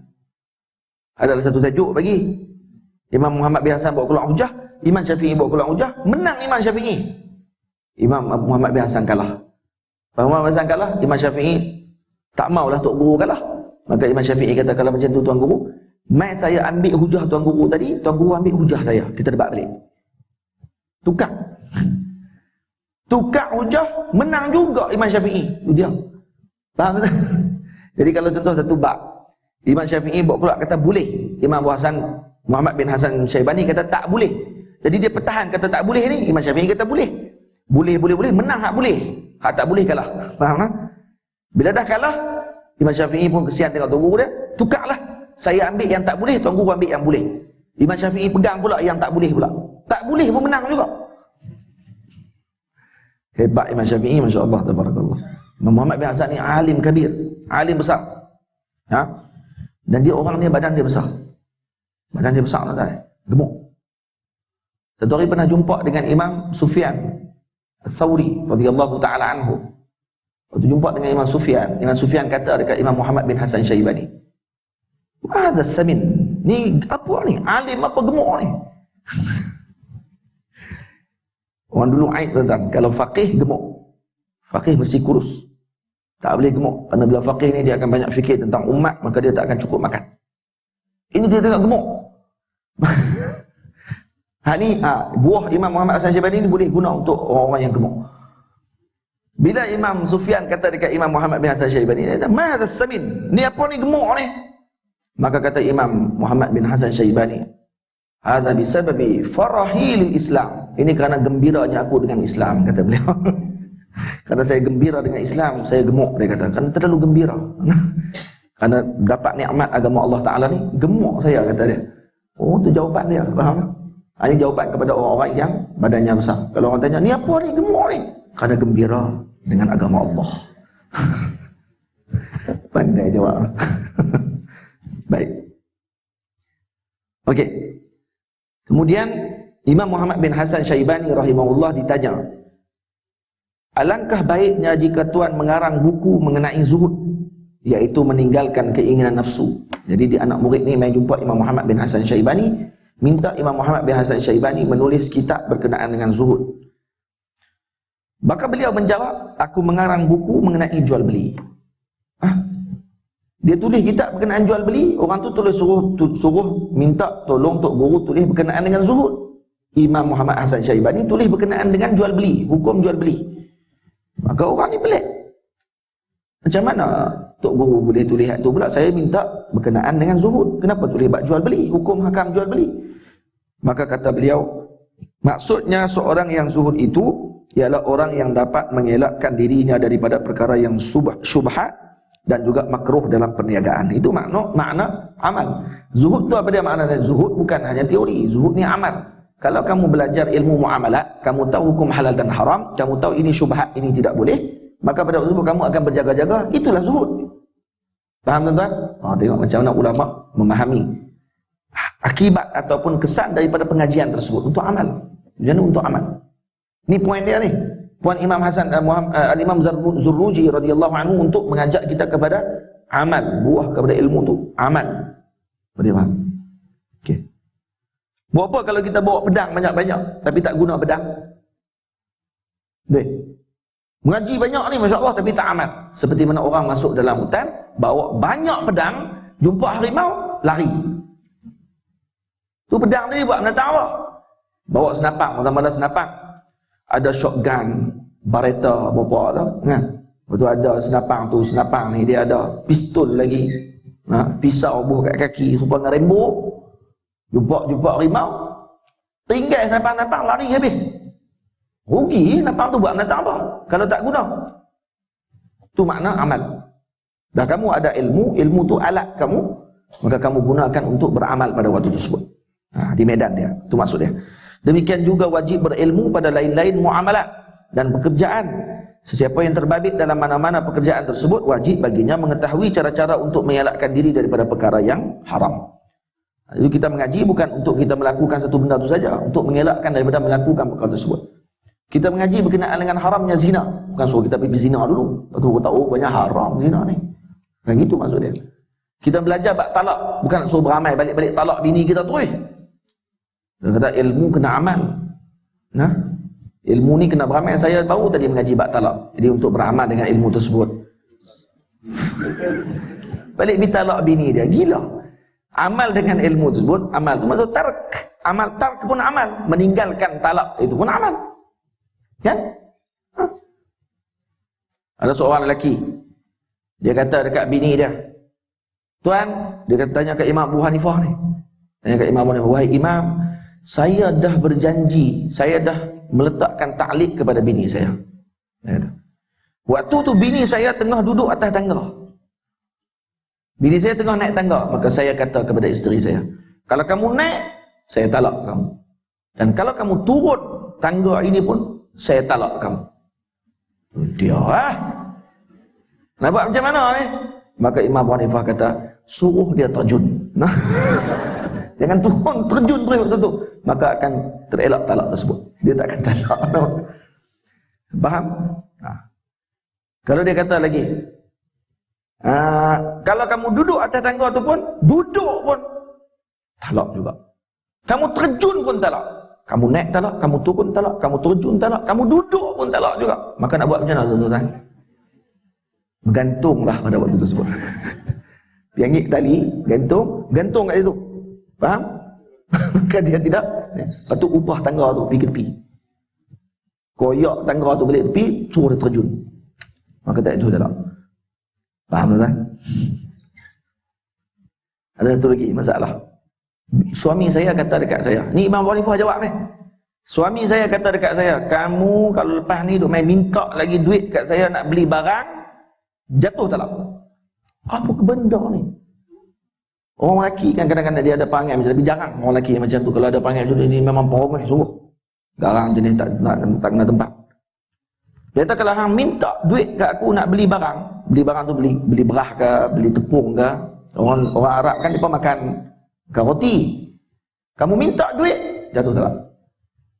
Maka bini ni pun tak tahu nak buat macam mana. Takkan tak mau barang di dapur tak ada. Sekali dia balik, roti tak ada, dia marah. Jadi dia talak yang kedua pula. Abang pula tak ada roti, talak. Tu dia gila talak. Maka dia pun pergi tanya Imam Abu Hanifah, "Wahai Imam, saya nak buat macam mana ni? Suami saya ni macam ni." Dia kata dah, kalau saya sebut dekat dia, dia akan talak. Maka Imam Abu Hanifah kata apa? Ni kata, ni Abqari, cerdiknya Imam Abu Hanifah dalam menjawab. Cepat dia jawab. Dia kata apa? Bawa bekah apa ni, orang panggil apa? Tepung tu disangkut kat baju dia. Faham? Kan ada guni tepung tak pun ada tu. Tak mana baju dia duduk sangkut bila dia balik kerja. Dia balik rumah, dia akan sangkut baju kat tempat tu, kat paku dalam rumah tu. Ambil tepung tu, pergi sangkut kat baju dia tu. Bila dia nak keluar, dia tengok, oh tepung tak ada. Maksud nak suruh beli, saya tak abang, saya sangkut. Saya tak bagi tahu. Kamu kata kalau saya bagi tahu dengan mulut, baru akan jatuh talak. Jadi saya tak bagi tahu. Saya sangkut dekat baju tu. Ambil faham lah bodoh. Dekat lelaki dia. Faham? Maka Imam Abu Hanifah pun, lelaki perempuan tu Masya Allah, bijak Imam Abu Hanifah dalam bagi jawapan. Nampak tak? Jangan gila talak tuan-tuan. Jangan. Di Mesir baru ni 2 tahun lepas, 3 tahun lepas, saya dengan Syekh Ali Jumaah. Waktu kami duduk dalam majlis Syekh Ali Jumaah, dulu datang seorang lelaki. Syekh Ali Jumaah tengok dia, berapa pula kali ni? Dulu dah 60. Ni berapa pula? 100 Syekh, 100. Talak 100 terus. Hari tu talak 60 dah. Dia talak 60 terus kat bini dia. Saya talak kamu 60. Tu dia lah. Talak dekat 3 dia 60. Nampak? Lepas tu saya kata hari tu dah 60 ni, kali ni berapa pula? Saya tanya kat dia. Kali ni 100 je. Sebut talak 100. Ni panah baran. Orang panah baran. Saya gelak waktu tu.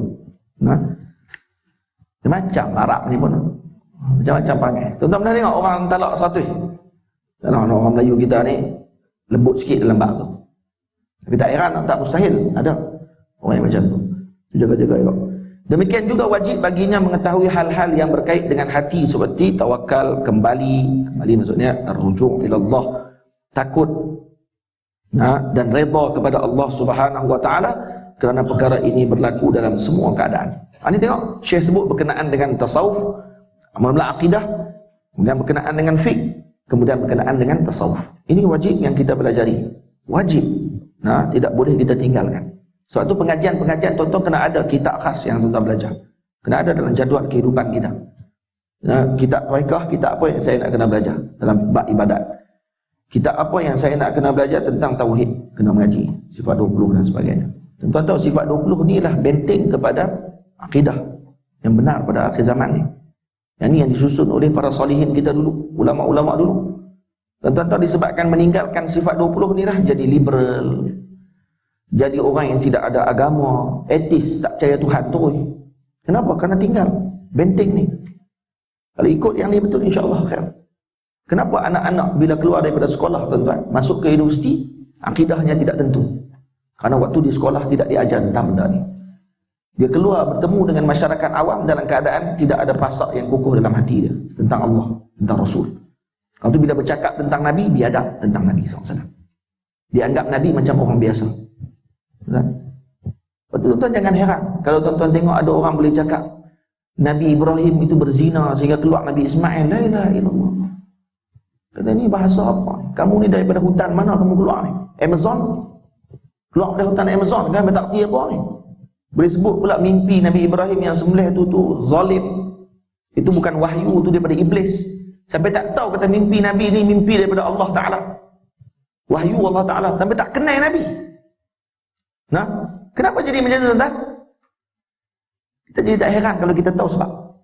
Lepas tu kata ulama, idza zahara sabab batala al-ajab. Kita duk heran pula, macam mana boleh jadi macam tu? Tapi kalau tahu sebab, terangkatlah takjub tersebut. Kita tak akan takjub lagi. Sebab dia apa dia? Sebab jauh daripada sistem pendidikan agama. Dia nampak sistem pendidikan agama ni sistem yang jumud, kata dia. Sistem tu lah yang membawa dia kepada Allah dan Rasul sallallahu alaihi wasallam. Bagi dia kalau bebas tu adalah satu kebahagiaan. Boleh bercampur laki bini, boleh sonok, tidur dengan bini orang, semua tu, ini kebahagiaan. Inilah kehidupan yang betul. Tapi dia sendiri tension sebenarnya. Dia pun tension dalam otak dia, tapi dia tak mau mengaku. Dia kerana jauh daripada jalan kehidupan yang ditunjuk oleh Nabi sallallahu alaihi wasallam. Baik. Kemuliaan ilmu itu dimiliki oleh setiap orang, malah dikhususkan kepada manusia. Ilmu ni khusus kepada manusia. Semua ciri selain daripada ilmu dikongsi bersama oleh manusia dan lain-lain makhluk, haiwan, seperti ciri-ciri keberanian, garang, kuat, baik, sayang dan lain-lain, kecuali ilmu. Kalau nak kira garang, tuan-tuan, harimau garang pada kita lagi. Maksud sifat lain berkongsi kita dengan binatang, berkongsi kita dengan makhluk lain. Tapi ilmu membezakan kita dengan makhluk lain. Kalau nak kira kuat, gajah lebih kuat daripada kita. Kira kita lagi kuat daripada gajah, tuan-tuan boleh tolak kayu balak. Boleh tarik kayu balak. Sorang-sorang. Hak berapa tan pun. Tak boleh tarik tuan-tuan, tapi gajah boleh tarik. Tapi disebabkan manusia ada ilmu, gajah yang kuat dikuasai oleh manusia tersebut. Dia boleh arah gajah tu suruh tarik. Kalau gajah ada akal tuan-tuan, kalau gajah ada ilmu, mampus kita. Ha? Dekat masjid negeri ni depa duk mengajar. Saya kuliah saya tengok rimau masuk. Keluar. Dia suruh saya keluar. Dia keluar, waktu aku pula mengajar. Dia pula main duduk mengajar pula. Kalau dia ada ilmu, dia tak ada. Kalau kira nak garang, nak kira kuat, nak kira apa ni, cantik, nak kira apa semua. Kerana binatang lebih lawa daripada kita, lebih cantik, lebih comel. Tapi manusia ada ilmu. Nampak tak? Maka ilmu tu yang membezakan kita dengan yang lain-lain.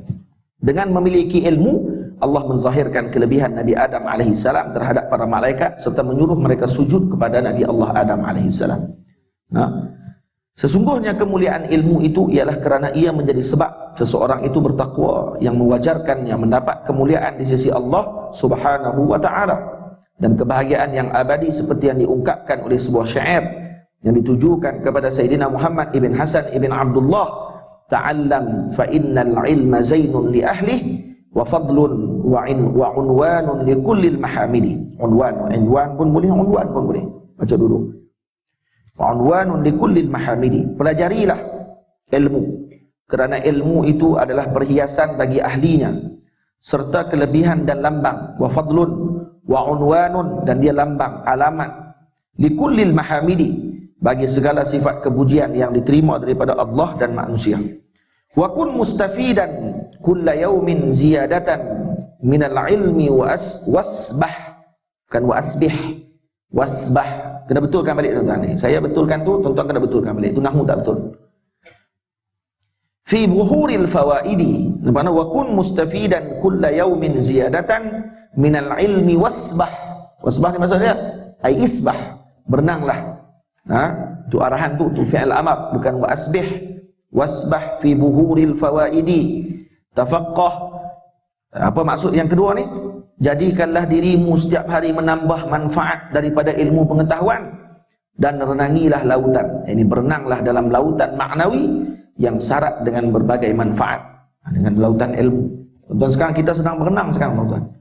Cuma tak sampai hujung dia lagi je. Tengah duk berenang ni. Tengah duk berenang nak cari permata dalam lautan tersebut. Nanti kita akan selam sama-sama masuk ke dalam lautan tersebut dan kita akan melihat permata-permata tadi, kita aakan kutip bawa balik. Nampak tak? Tafaqqah fa innal fiqha afdalu qaidin ila albirri wat taqwa wa a'dalu qasidi.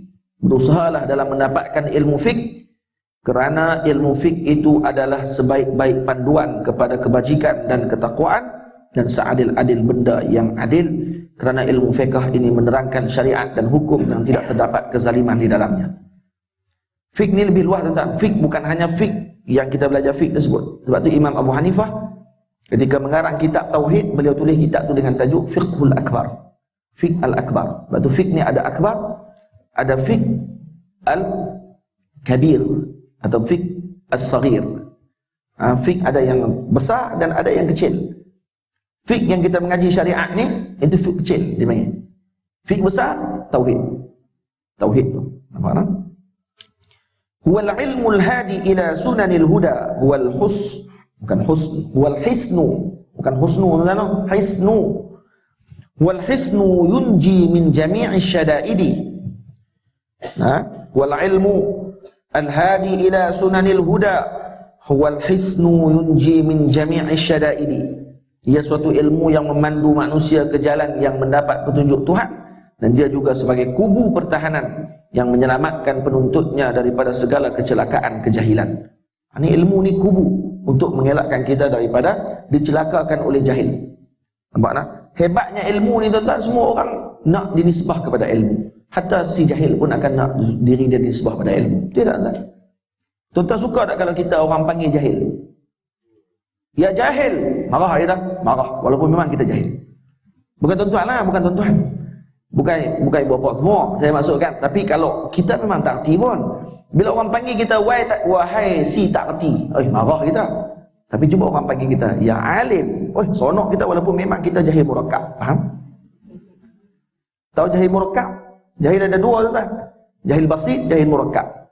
Jahil basit, jahil yang dia ini boleh dibuang kejahilan dia. Jahil basit ni dia panggil jahil selapis. Lapisan pertama dia panggil basit, dia kata. Sebab apa basit? Karena jahil dia senang. Buang jahil tu terus dapat ilmu. Senang je jahil dia, kan? Jahil dia panggil jahil basit. Basit ni maksud dia macam penutup di atas ni. Dia nak masuk tak boleh. Terlekat dekat jahil tu. Faham?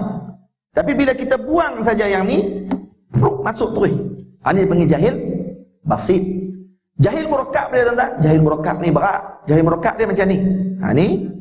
Kemudian dia ada yang ni. Kemudian dia ada yang ni. Faham? Ini jahil murakkab. Masya Allah, murakkab. Murakkab dia jahil yang tersusun dalam beberapa lapisan. Yang pertama, kena buang dulu jahil yang pertama ni. Bila buang jahil yang pertama, ada lagi jahil lagi yang dia tak sedap kata dia jahil. Kena buang dulu yang kedua pula. Kemudian baru buang yang ketiga. Bahasa mudah dia, jahil mangkuk siang. Faham tak? Ini jahil murakkab. Mangkuk tingkat. Jahil mangkuk tingkat. Tuan-tuan nak buka mangkuk hak paling bawah, kena buka hak atas dulu. Dia bukan boleh tarik terus pada bawah. Tak tahulah kot ada mangkuk siang jenis moden punya boleh tarik pada bawah terus. Ada. Payah jumpa kan. Ada pun kena tarik, buang atas dulu, buang baru dapat yang bawah. Nah, itu panggil jahil mangkuk siang, jahil mangkuk tingkat. Ini susah tuan-tuan, susah. Susah kenapa? Karena nak bagi tahu dulu dia jahil. Itu dulu yang pertama. Sebelum dapatkan ilmu kena bagi tahu dulu. Tuan, sebenarnya tuan ni jahil. Tu dia tak boleh nak terima tu. Tapi yang tadi senang. Contoh kita tanya dah, cik, solat zuhur berapa rakaat cik? Saya ni ustaz, masa mengaji dulu, tok guru mengajak tang subuh Lepas tu dia meninggal ustaz Saya duduk mayang subuh lah, zuhur tak tahu berapa. Kita tak bagus, pakcik tahu, kata pakcik tak tahu. So dia bagi tahu, kata saya tak tahu. Maka dia tak tahu tu jahil. Maka senang nak bagi tahu kepada orang yang mengaku dia tak tahu ni. Maka kita pun bagi tahu kepada pakcik, solat zuhur 4 rakaat pakcik. Oh, senang. Kan tu senang tu. Karena dia tahu dia tak tahu, kemudian kita bagi tahu kata dia ilmu tersebut, maka dia akan tahu pada waktu tersebut. Yang masalahnya tuan-tuan, bila kita tanya, pakcik solat zuhur berapa rakaat pakcik? Untuk mengetahui ustaz ni khilaf. Khilaf dia kan.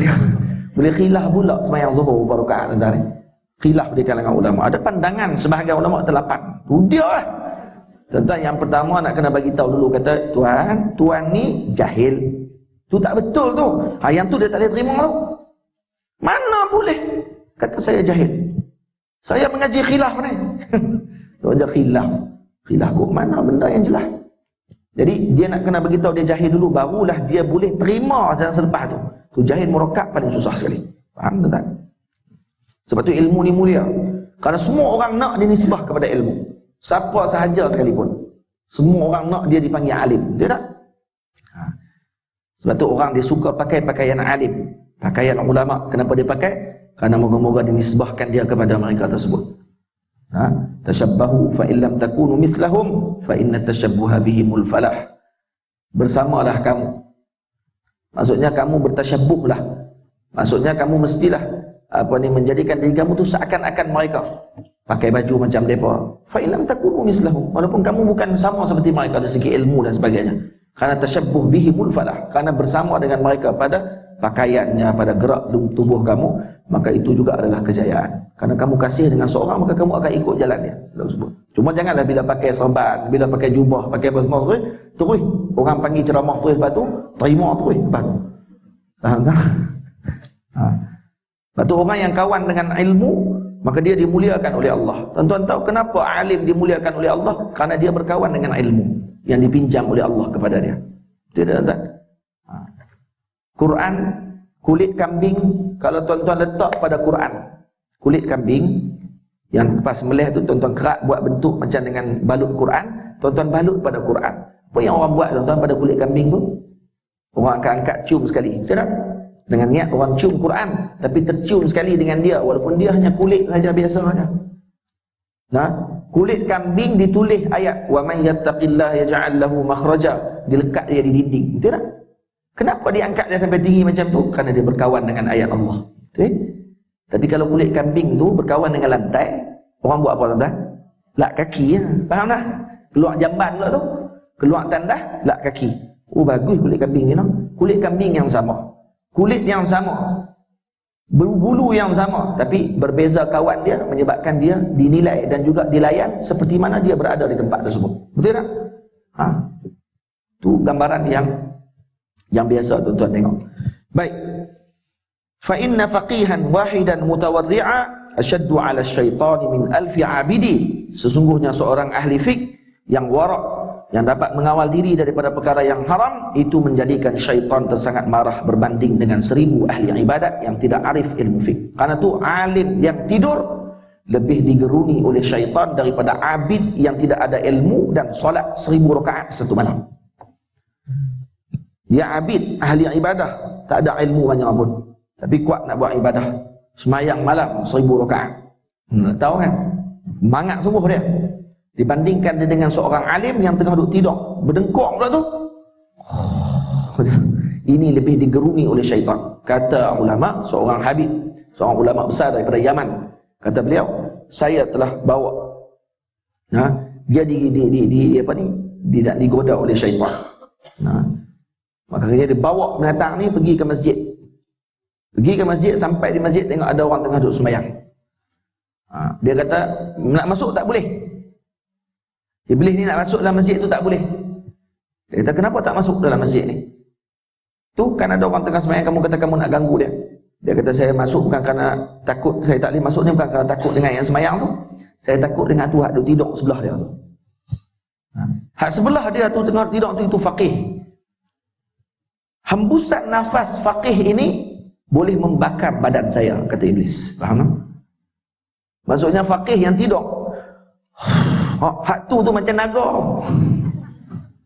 Dia tak boleh terbakar aku, dia kata, dengan hembusan nafas si faqih tu saja. Tu aku bimbang, aku tak boleh duduk dekat dengan dia. Faqih tengah duduk tidur pun faqih lagi tuan-tuan. Betul, orang alim tidur pun dia alim juga. Kan dia tidur jahil terus waktu tu. Tak. Dia tidur yang alim. Faham tak? Selain daripada mengetahui hal yang berkaitan dengan hati, orang Islam diwajibkan juga mengetahui tingkah laku yang lain seperti murah hati, yakni pemurah, bakhil, pengecut, berani, takbur, rendah diri, iffah.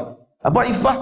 Iffah maknanya mengelak diri daripada yang haram, menjaga diri daripada melakukan yang haram dan syubhah, panggil iffah. Berlebihan, catuan apa dia ni? Panggil syahih. Catuan ni macam dia menahan daripada yang catuan ni. Dia catu ni macam syahih. Dia syahih ni lebih teruk daripada bakhil lagi. Dia ada bakhil, dia ada syahih. Bakhil ni apa dia kata? Bakhil ni dia bakhil dengan diri dia. Minta maaf, dia bakhil dengan orang lain. Bakhil. Jadi kita ada lebih kewangan kita bakhil nak bagi kepada orang, bakhil. Tapi syahih lebih berat pada tu lagi. Dia bukan sekat bakhil ke orang, kat diri dia pun dia bakhil. Kira nak mampu, dengan diri dia pun kira. Kalau lapak ni, lapak, duit dia ada ni, dia lapak, ya, tu dia. Tak biar. Lepas tu anak bini lapak. Sabar lah. Duit tu tak. Dia cukup kira dia. Orang Kedah panggil apa tuan? Orang Kedah panggil pekin. Tahu pekin? Bahasa Kedah dia ada lebih lanjut ni. Dia ada kedekut. Biar orang Kedah dia kalau kedekutnya. Kalau teruk lagi kedekut dia panggil kedekut nak mampu. Kedekut nak mampu. Tapi kalau bahasa yang lebih ringkah daripada tu, ahli balaghah. Balaghah Kedah, dia tak sebut kedekut nak mampu. Kedekut nak mampu ni maksud dia kedekut dengan orang, tapi dengan adik-beradik dia baik. Dengan anak bini dia jamu betul. Dengan orang ni cukup kedekut. Piramli pandai. Haji bakhil. Tengok, dia haji bakhil. Haji bakhil kat apa? Dekat orang tertentu ya. Kat orang hak dia nak bagi, dia bagi. Kan? Tapi kalau pekin, pekin ni berat. Sikit saya sebut. Pekin. Pekin tu jam terus. Pekin ni habis. Dekat dia pun dia berkira. Dia sanggup duduk dalam kemah. Walaupun duit dia berkepuk bawah badai dia. Duduk dalam kemah tak bagi dia dah. Duit banyak. Sanggup macam tu. Baik. Kita dah lebih masa kita habis dah. Tu dia. Lalu fasal yang pertama, fasal kedua tak masuk kita tuan. Baik. Boleh tak saya baca sikit lagi, baca ya sampai masuk sebelum masuk fasa kedua. Faham tak? Okey. As-Sayyid Al-Imam Al-Ajal As-Sayyid Al-Syahid Nasiruddin Abul Qasim radhiyallahu taala anhu, wafat pada tahun 556 Hijriah, telah mengarang sebuah buku mengenai akhlak yang merupakan sebuah karyanya yang terbaik. Dia ada karang satu kitab berkenaan dengan akhlak. Setiap orang Islam wajib memelihara akhlak yang tersebut dalam kitab itu. Ada juga menjaga sesuatu yang berlaku pada setengah ketika. Ni Syekh bagi cadangan kepada kita untuk beli kitab ni. Ada tak kitab ni? Allahu alam. Saya pun tak pernah tengok. Begitu zaman dulu terkenal kitab ni. Sekarang kitab apa yang ada tuan-tuan? Ihya Ulumuddin Imam Ghazali. Oh, kita kata besar sangat tu ustaz. Okey, penawar bagi hati. Penawar bagi hati kan ada Syekh Abdul Qadir Mandili tu deh. Kemudian dikarang pula oleh para ulama apa ni, Allahumma salli ala sayyidina Muhammad. Kitab Penawar bagi hati sebenarnya adalah ringkasan daripada kitab Ihya. Ringkasan daripada Ihya dibuat dengan bab-bab. Jadi mengikut pada bab Ihya. Hidayatus Salikin. Hidayatus Salikin ada. Siyarus Salikin. Syekh Abdul Samad Palembang. Itu semua kitab yang berkait dengan pembinaan akhlak dan hati. Saya pun ada kitab yang saya terjemah dan saya tengah duk syarah sekarang ni, iaitu kitab Hidayatul Azkiya ila Tariqil Awliya. Saya dah terjemah, nanti akan buat daurah di Kedah nanti insya-Allah awal cuti sekolah. Tentu ada masa pergilah ke sana. Asyik saya yang main sini pergi sana pula. Nah. Di sana 4 hari insya-Allah akan daurah kitab tersebut. Kitab dah siap dah dicetak siap dah. Ya. Kitab Hidayatul Azkiya. Kitab fiqh, kitab tauhid, kitab tasawuf. Kitab tasawuf. Dalam tu semua ada semua macam-macam dalam tu. Ada 188 bait dia dalam bentuk syair. Saya terjemah dan sekarang tengah duk syarah. Yang keluar ni kitab yang saya dah terjemah, bagi syarah saghir, bagi syarah kecil bagi kitab. Akan di di daurah 27, 28, 29, 30 hari bulan di Kedah. Baik. Nanti akan keluar iklan, saya jemputlah tuan-tuan, pergilah musafir sana pula. Bolehlah beramai dengan hukum musafir. Faham tak? Tuan-tuan mengaji tadi ni. Ya. Dia Al-Ustaz di Masjid Bukhari. Di Masjid Bukhari tengah-tengah Bandar Al-Ustaz. InsyaAllah ada tidur situ, ada hotel di situ semua ada. Ada tempat tidur pun dia orang sediakan. InsyaAllah tiap-tiap tahun dia orang akan buat. Saya dah 2 tahun dah di masjid tu. Dah 2 kali dah di masjid tu. Tahun lepas kita khatam kitab Haid. Tahun ni akan khatam kitab tu insyaAllah. Saya jemput tuan-tuan semua kalau ada rezeki peluang awal cuti sekolah pergi ke Kedah. Ikut daurah di sana pula insyaAllah. Abang sekali lah. Jemput sekali. Dia rakam sana. InsyaAllah. Baik, setiap orang ada juga yang menjaga sesuatu yang berlaku pada setengah ketika adalah fardu kifayah jua. Bila ada setengah orang di satu tempat mengerjakannya, gugurlah kefarduannya ke atas orang lain. Sebaliknya jika di suatu tempat itu tidak ada yang mengerjakannya, semua mereka akan berkongsi dalam kedosaan. Oleh itu setiap pemimpin wajib memerintahkan sekalian rakyat negeri masing-masing mengerjakannya. Ada ilmu yang fardu kifayah dia panggil.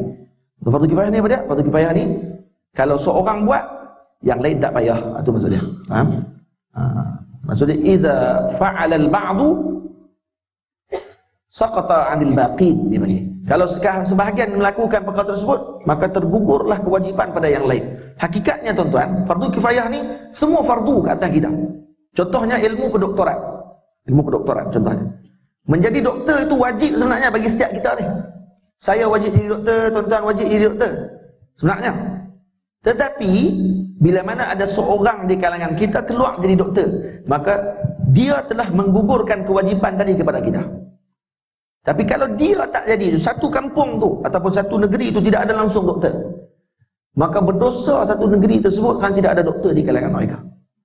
Tapi kalau keluar seorang jadi doktor, maka ternafilah mereka ni daripada dosa. Lepas tu ulama khilaf, fardu kifayah dengan fardu ain mana lebih tinggi? Ulama khilaf pada tanya itu. Sebab fardu kifayah pun fardu juga pada setiap kita. Tapi bila seorang ni buat, tergugur yang lain. Maka kan tu orang kata fardu kifayah lebih tinggi. Sebab apa? Sebab dialah menyebabkan orang lain dinafikan dosa. Tapi sebenarnya yang kuatnya fardu ain lah lebih tinggi. Fardu ain sebab fardun li kulli ainin, fardu pada setiap individu. Faham? Menjadi alim adalah wajib pada kita semua. Wajib pada kita semua ni menjadi alim. Tapi ada orang yang tak mampu. Karena alim ni muhibah. Alim ni adalah anugerah Allah Ta'ala. Dan kemudian Allah Ta'ala pilih seorang untuk menjadi alim pada tempat tersebut. Maka dia telah menggugurkan dosa pada orang tempat tersebut daripada berdosa kerana tidak ada alim tempat tadi. Faham tuan? Sebab tu kita patut seronok tuan-tuan kalau di tempat kita ada alim. Lagi seronok kita kalau anak cucu kita ada alim seorang. Sejuk perut kita walaupun kita tak mengandung dia pun. Dia cucu kita, anak kita yang mengandung dia, tapi dia dianggap anak kita. Nanti ni alim ini nanti akan memberikan manfaat, kebaikan kepada kita nanti. Tidak tuan. Kena rasa seronok benda tu. Ini ada mahat tahfiz di tempat tersebut, duk marah pula dengan budak tahfiz kat tempat tu. Ada juga. Marah sebab budak tahfiz duk qasidah kuat sangat.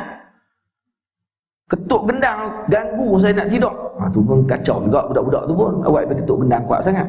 Jangan ketuk gendang kuat-kuat, ganggu waktu orang tidur. Tu tak boleh lah. Tapi tak, saya tak boleh tengok mahat tahfiz ni. Ilmu apa ni, mahat tahfiz apa ni? Saya yakin tidak ada dalam majlis ni orang macam tu sebab tuan-tuan orang ahli ilmu. Orang yang datang dengan majlis ilmu takkan ada perasaan sebut dia akan kasih dengan ahli ilmu. Sebab tu kata ulama, al-ilmu rahimun baina ahli. Ilmu ini berkasih sayang sesama ahlinya. Tuan perasan tak? Sebab tuan-tuan mengaji, tuan-tuan akan kasih dengan ahli ilmu. Tuan-tuan seronok dengan majlis ilmu. Kenapa tuan-tuan? Karena ilmu itu rahim. Ilmu itu telah masuk kasih sayang ke dalam hati ahlinya, sesama ahlinya. Faham? Makna itu rahmat bagi ilmu. Lepas tu orang yang tak ada kasih kepada ahli ilmu, tidak ada kasih kepada talibul ilm, ini orang yang tidak ada rahim dalam diri dia. Allah Ta'ala tidak campakkan rahmat tadi dalam hati dia pada Rasul. Ada pendapat yang mengatakan bahawa ilmu mengenai sesuatu yang berlaku pada diri masing-masing pada setiap masa. Sama kedudukannya dengan makanan yang mana setiap orang mesti memakannya pada setiap masa. Ini dibagi pandangan, dibagi gambaran. Ilmu yang diperlukan setiap masa. Ini fardu ain. Fardu ain ilmu yang diperlukan setiap masa seperti makanan. Macam mana kita perlu kepada nasi, kita perlu kepada air, macam itulah ilmu. Fardu ain. Manakala ilmu mengenai perkara yang berlaku pada sesetengah ketika, sama kedudukannya dengan ubat-ubatan yang diperlukan kepadanya pada setengah ketika. Ilmu fardu kifayah ni macam ubat-ubatan. Kita makan Panadol macam makan nasi ke tuan-tuan? Tak. Waktu yang perlu je kita gunakan, maka ilmu itu dipanggil fardu kifayah.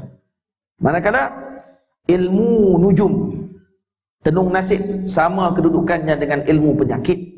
Bukan ilmu penyakit ni, sama dengannya penyakit. Ini mengelakkan daripada penyakit, haram mempelajarinya kerana ia memberi mudarat dan tidak berguna.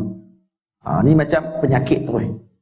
Tidak mungkin seorang dapat lari daripada qada dan qadar Allah Subhanahu wa taala. Yang dimaksudkan diharamkan dengan nujum ni, nujum untuk melihat berlaku ataupun tidak berlaku satu benda. Tapi kalau melihat bintang dengan tujuan untuk nak kaji cuaca, bintang untuk nak tengok berkenaan dengan surut pasang surut laut, bintang untuk nak kaji berkenaan dengan kiblat, berkenaan dengan masuk bulan ataupun tidak, tu tidak ada masalah. Tapi kalau masuk mengaji bintang, nak tengok bintang, oh bintang kalau macam ni malam ni tak boleh keluar ni. Kalau keluar aksiden, ada yang macam tu kan? Kalau macam ni letih tengok kucing lintah, oh ni bahaya. Ini bahaya, kena patah balik. Sebab lagi aksiden. Lepas tu aksiden sungguh. Kan aku dah kata lah. Tengok, dia dah main i'tiqad dalam hati pada waktu tersebut yang tidak elok. Itu yang dilarang. Nujum yang macam tu yang dilarang. Faham? Ada ke ilmu tu tak? Ada. Ada kitab yang dikarang oleh ulama. Syamsul Ma'arif, Qazinatul Asrar. Kitab ni diharamkan oleh para ulama Azhar untuk dibaca oleh orang awam, bukan kepada ahlinya. Orang awam tak boleh baca, ahlinya boleh baca. Yang ada ijazah boleh baca. Itu sebab dia, ya.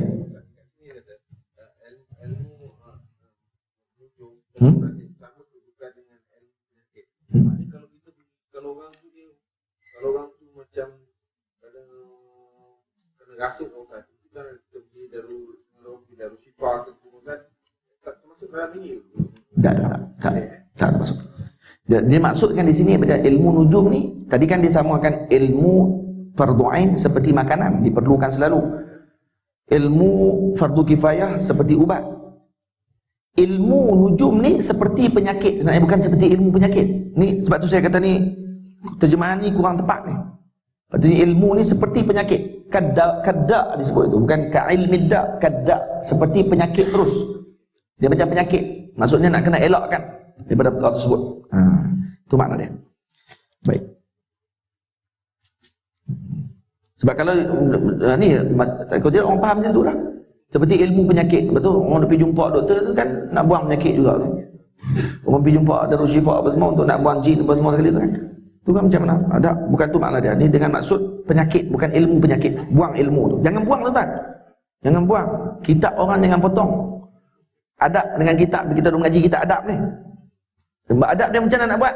Tulis nombor 1 dekat ilmu tu. Tulis nombor 1, tulis kat tepi. Yang tepatnya tidak ada perkataan ilmu. Tu dia. Tu baru betul. Hak ni yang diajar oleh guru-guru kami. Dia jangan kita dulu.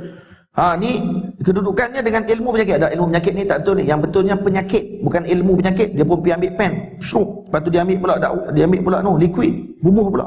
Dia ambil pula pisau, potok. Tu dia lah. Ganahnya nak bagi hilang perkataan tu, nak kata salah. Tak, jangan macam tu, tak betul. Yang betulnya apa dia? Tulis nombor 1, dia kata yang tepatnya tidak ada perkataan ilmu pada masalah ini. Itu maksud dia. Oleh itu setiap orang hendaklah memenuhi semua waktunya dengan berzikir kepada Allah, berdoa, bertadarruk. Tadarruk maksudnya kita merendahkan diri, membaca Al-Quran, membanyakkan sedekah, tolak bala, dan memohon kepada Allah kemaafan, afiat di dunia dan akhirat supaya Allah menjaga daripada balak dan malapetaka. Ini maksud dia. Maksud nak elak balak dan sebagainya, macam mana nak buat? Buat amal, bagi sedekah. Tu baru nak elak balak. Lepas tu tuan-tuan kalau nak musafir dan sebagainya, bagi sedekah. Maka sedekah tadi akan mengelakkan kita daripada balak di dalam perjalanan. Kerana balak, kerana sedekah mengelak daripada balak. Lepas tu buat apa lagi? Ambil wudu. Sebelum naik kereta ambil wudu. Kerana al-wudu silahul mu'min. Wudu tu adalah senjata mukmin. Ambil wudu, insya-Allah akan terlindung kita daripada balak pada waktu tersebut. Berapa ramai orang yang naik kereta nak balik musafir dan ataupun naik di mana-mana saja dalam keadaan dia berwudu pada waktu tersebut. Boleh faham? Ambil asbab-asbab yang disebut oleh ulama. Antaranya apa dia lagi? Ulama dulu kalau naik kenderaan lama-lama dalam perjalanan, dulu naik kapal laut, dibawa Sahih Bukhari. Dibawa Sahih Bukhari dalam beg dia apa? Karena siapa yang ada Sahih Bukhari dalam bagnya tidak akan tenggelam kapal tersebut. Kalau kapal itu tak akan tenggelam kalau ada Sahih Bukhari. Bayangkan yang hafal Sahih Bukhari macam mana? Sahih Bukhari duduk dalam dada dia. Maka dia tak akan tenggelam dia dalam api neraka Allah Ta'ala. Tak akan tenggelam dia dalam fitnah dunia. Itu maksud dia. Faham? Lepas tu ulama dulu kata dalam Sahih Bukhari kalau ada dalam rumah, tidak akan terbakar rumah tersebut. Sahih Bukhari kalau ada dalam rumah, tidak akan terbakar. Saya setiap kali musafir, saya akan bawa Sahih Bukhari. Kalau saya tak bawa Sahih Bukhari, saya akan bawa Syifa Qadhi Iyad. Qadhi Iyad saya akan bawa Syifa. Dan Syifa ni kalau bawa, insya-Allah akan selamat di langit, di bumi. Yang ni kalau puak ni dengar, dia akan kata saya syirik tu. Betul tu. Tak nak. Dia kata apa ni? Mengharapkan sesuatu selain daripada Allah Ta'ala. Saya mengharap kepada Allah. Saya ni mengajak tauhid tentang lain. Faham? Saya sendiri mengajak tauhid. Lepas tu saya pula, syekh saya bagi izin saya mengajak tauhid dalam Masjid Azhar di Mesir. Takkan saya nak syirik dengan Tuhan kot, kita duk mengajak tauhid, lepas tu kita sendiri bersyirik. Gila. Apa punya otak? Kita ambil itu sebagai sebab. Sebab saja untuk barakah. Faham tuan-tuan?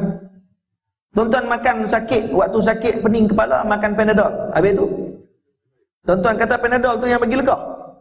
Cari mampu kata Panadol bagi lega. Siapa kata Panadol bagi lega tu kapiak tu waktu tu. Tuan-tuan minum air ni, saya dahaga tu minum. Alhamdulillah.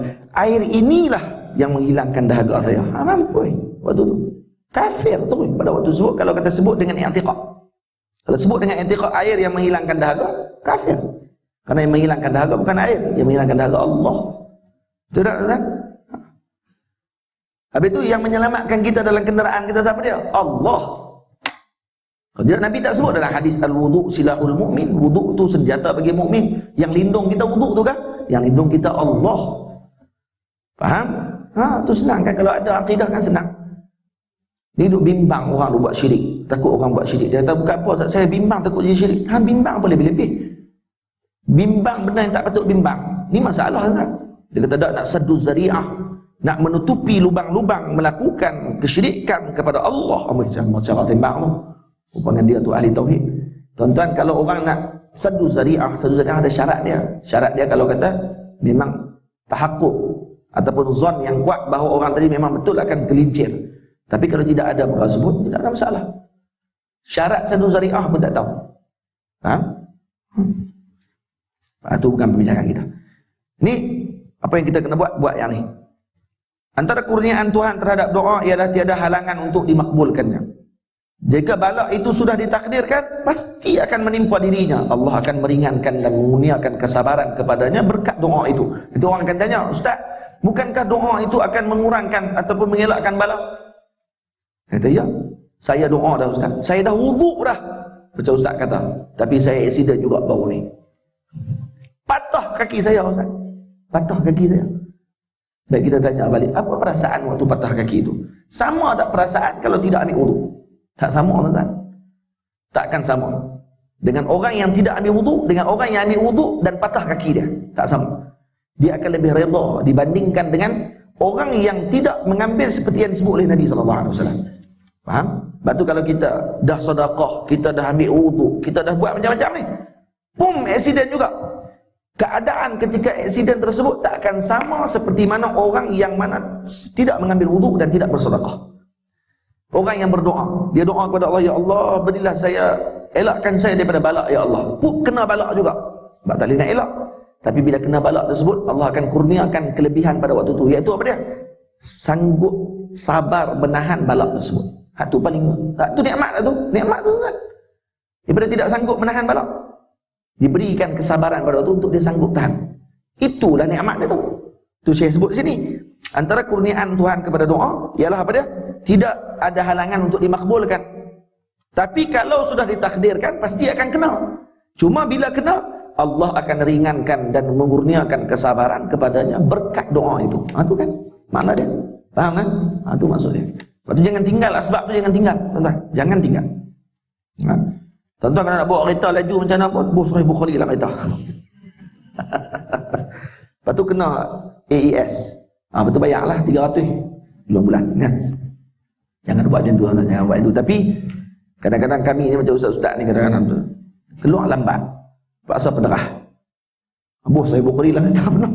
Bos Sahih Bukhari. Saya kalau tak bawa Sahih Bukhari pun ni saya buh dalam ni. Saya download dah Sahih Bukhari dalam handset ni. Ada Sahih Bukhari dalam ni. InsyaAllah takkan hilang handset ni, insyaAllah. Dia tengok hilang balik lagi. Pakai gelak kat saya. Kalau hilang macam mana? Kita sabar ketika hilang. Alhamdulillah. Jadi tenang aja. Waktu hilang pun jadi tenang. Tu berkat lah tu. Faham tak? Dan kita doakan moga yang curi handset tu akan baca Sahih Bukhari. Dan kemungkinan nanti dia akan mengaji pula lepas ni, insyaAllah. Pengertian. Tapi kalau dia mempelajari ilmu bintang sekadar untuk mengetahui arah kiblat dan waktu solat, yang demikian adalah harus. Itu boleh, tak ada masalah. Mempelajari ilmu perubatan adalah harus. Ada orang tahu ilmu bintang, tuan-tuan, boleh tahu di mana ikan banyak. Ustaz Hanafiah di Johor pakar ilmu falak. Kalau orang nak pergi berengai ikan, orang pergi tanya dia dulu, hari ni nak mengai ikan kat mana Ustaz? Dia kata pergi kat tempat sekian-sekian. Dia boleh tahu tuan-tuan ni. Adakah dia tahu ilmu ghaib? Tak. Dengan tajribah, dengan pengalaman dia. Melihat kalau awan ni duduk dekat, kalau ada malam bulan mengambang, dia kata awan akan dekat dengan permukaan laut. Hak dekat awan buka, nampak kalau kita duduk tengah laut, nampak ada kawasan tu gelap sikit. Kawasan awan gelap. Bawah tu ikan banyak, kata dia.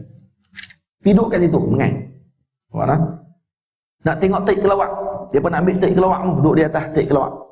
Terik kelawak dalam gua. Nak ambil waktu bila? Hak terik kelawak. Kelawak berak paling banyak waktu bila. Dia ambil waktu tu. Dia ada waktu-waktu dia. Ini ilmu falak, tuan-tuan. Hebat. Ilmu falak. Mempelajari ilmu perubatan adalah harus kerana ia adalah sebab dan musabab. Maka harus dipelajarinya seperti sebab-sebab yang lain. Sebenarnya Nabi SAW pun pernah berubat. Ini menolak kepada sebagian orang yang tidak mau berubat. Ada orang kata tak perlu berubat. Berubat ni maksud dia seakan-akan dia tidak redha dengan takdir Allah Ta'ala. Tak betul tu. Ini mengambil sebab musababnya, kata Syekh. Faham tak? Tapi tuan-tuan jangan salahkan ada orang yang dia di maqam ahli yang tidak ambil ubat. Ada? Macam tu. Lepas tu makin bertambah ilmu, makin kita akan husnuzan dengan orang. Ada orang yang dia tidak mau berubat kerana dia bukan ahli bahagian ubat. Dia tidak mau. Dia nak tanggung sabar pada waktu tersebut. Tu ahli, hal dia. Dia sendiri lebih tahu diri dia macam mana. Ada bukti ke Ustaz? Ada. Sayyidina Imran bin Husain radhiyallahu ta'ala anhu ketika kena penyakit buasir, beliau tidak tahan sakit tersebut, keluar darah selalu. Tapi setiap hari beliau akan dengar salam daripada keliling beliau. Assalamualaikum. Assalamualaikum. Maka dia jawab Assalamualaikum, salam, tengok tak ada orang. Dia bagi salam. Kalau kita cemperak dah lari kan. Tak, dia jawab salam. Lepas tu tanya kepada Nabi. Tak tanya lagi.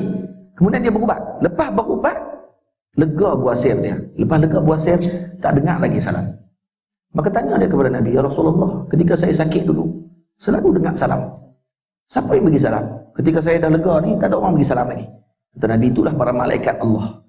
Malaikat setiap hari datang bagi salam kepada kamu. Dia dengar terus salam malaikat.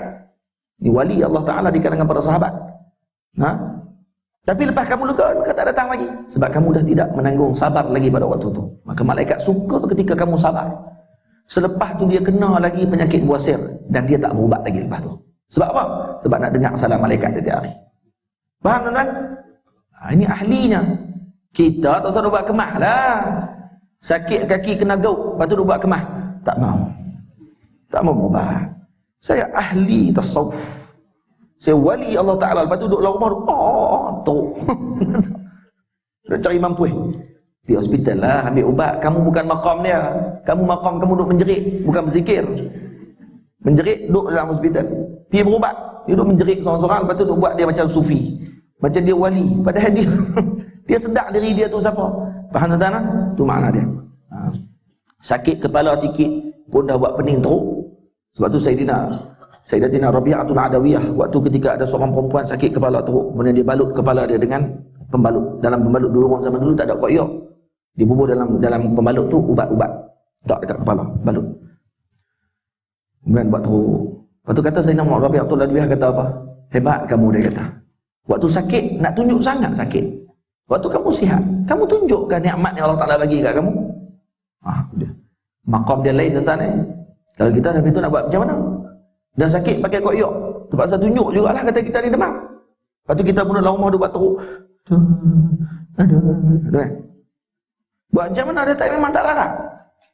Jadi kalau wali-wali dia kata, waktu sakit tunjuk sangatlah kata sakit tu. Tapi waktu sihat, ada tunjukkan rasa seronok dengan nikmat yang Allah Ta'ala bagi. Pergi mengaji, pergi tuntut ilmu, beribadah banyak. Tak. Imam Ahmad ibn Hanbal, waktu tak sakit, 500 rakaat semalam. Waktu sakit, 150 rakaat semalam. Tu dia waktu sakit, 150. Kita waktu sihat pun 2 rakaat buat teruk. Solat witir 1 rakaat aja kalau waktu malam kan. Nak bakit tu, kalau boleh bakit tu esok, seminggu dia cerita ke orang. Alhamdulillah. Malam saya dah wali dah malam. Serakaat ya pun 150 rakaat tuan-tuan, waktu sakit 150 rakaat Imam Ahmad. Masya-Allah, hebat. Last habislah. Cukup dah. Tuan-tuan pun nampak macam nak marah dah kat saya.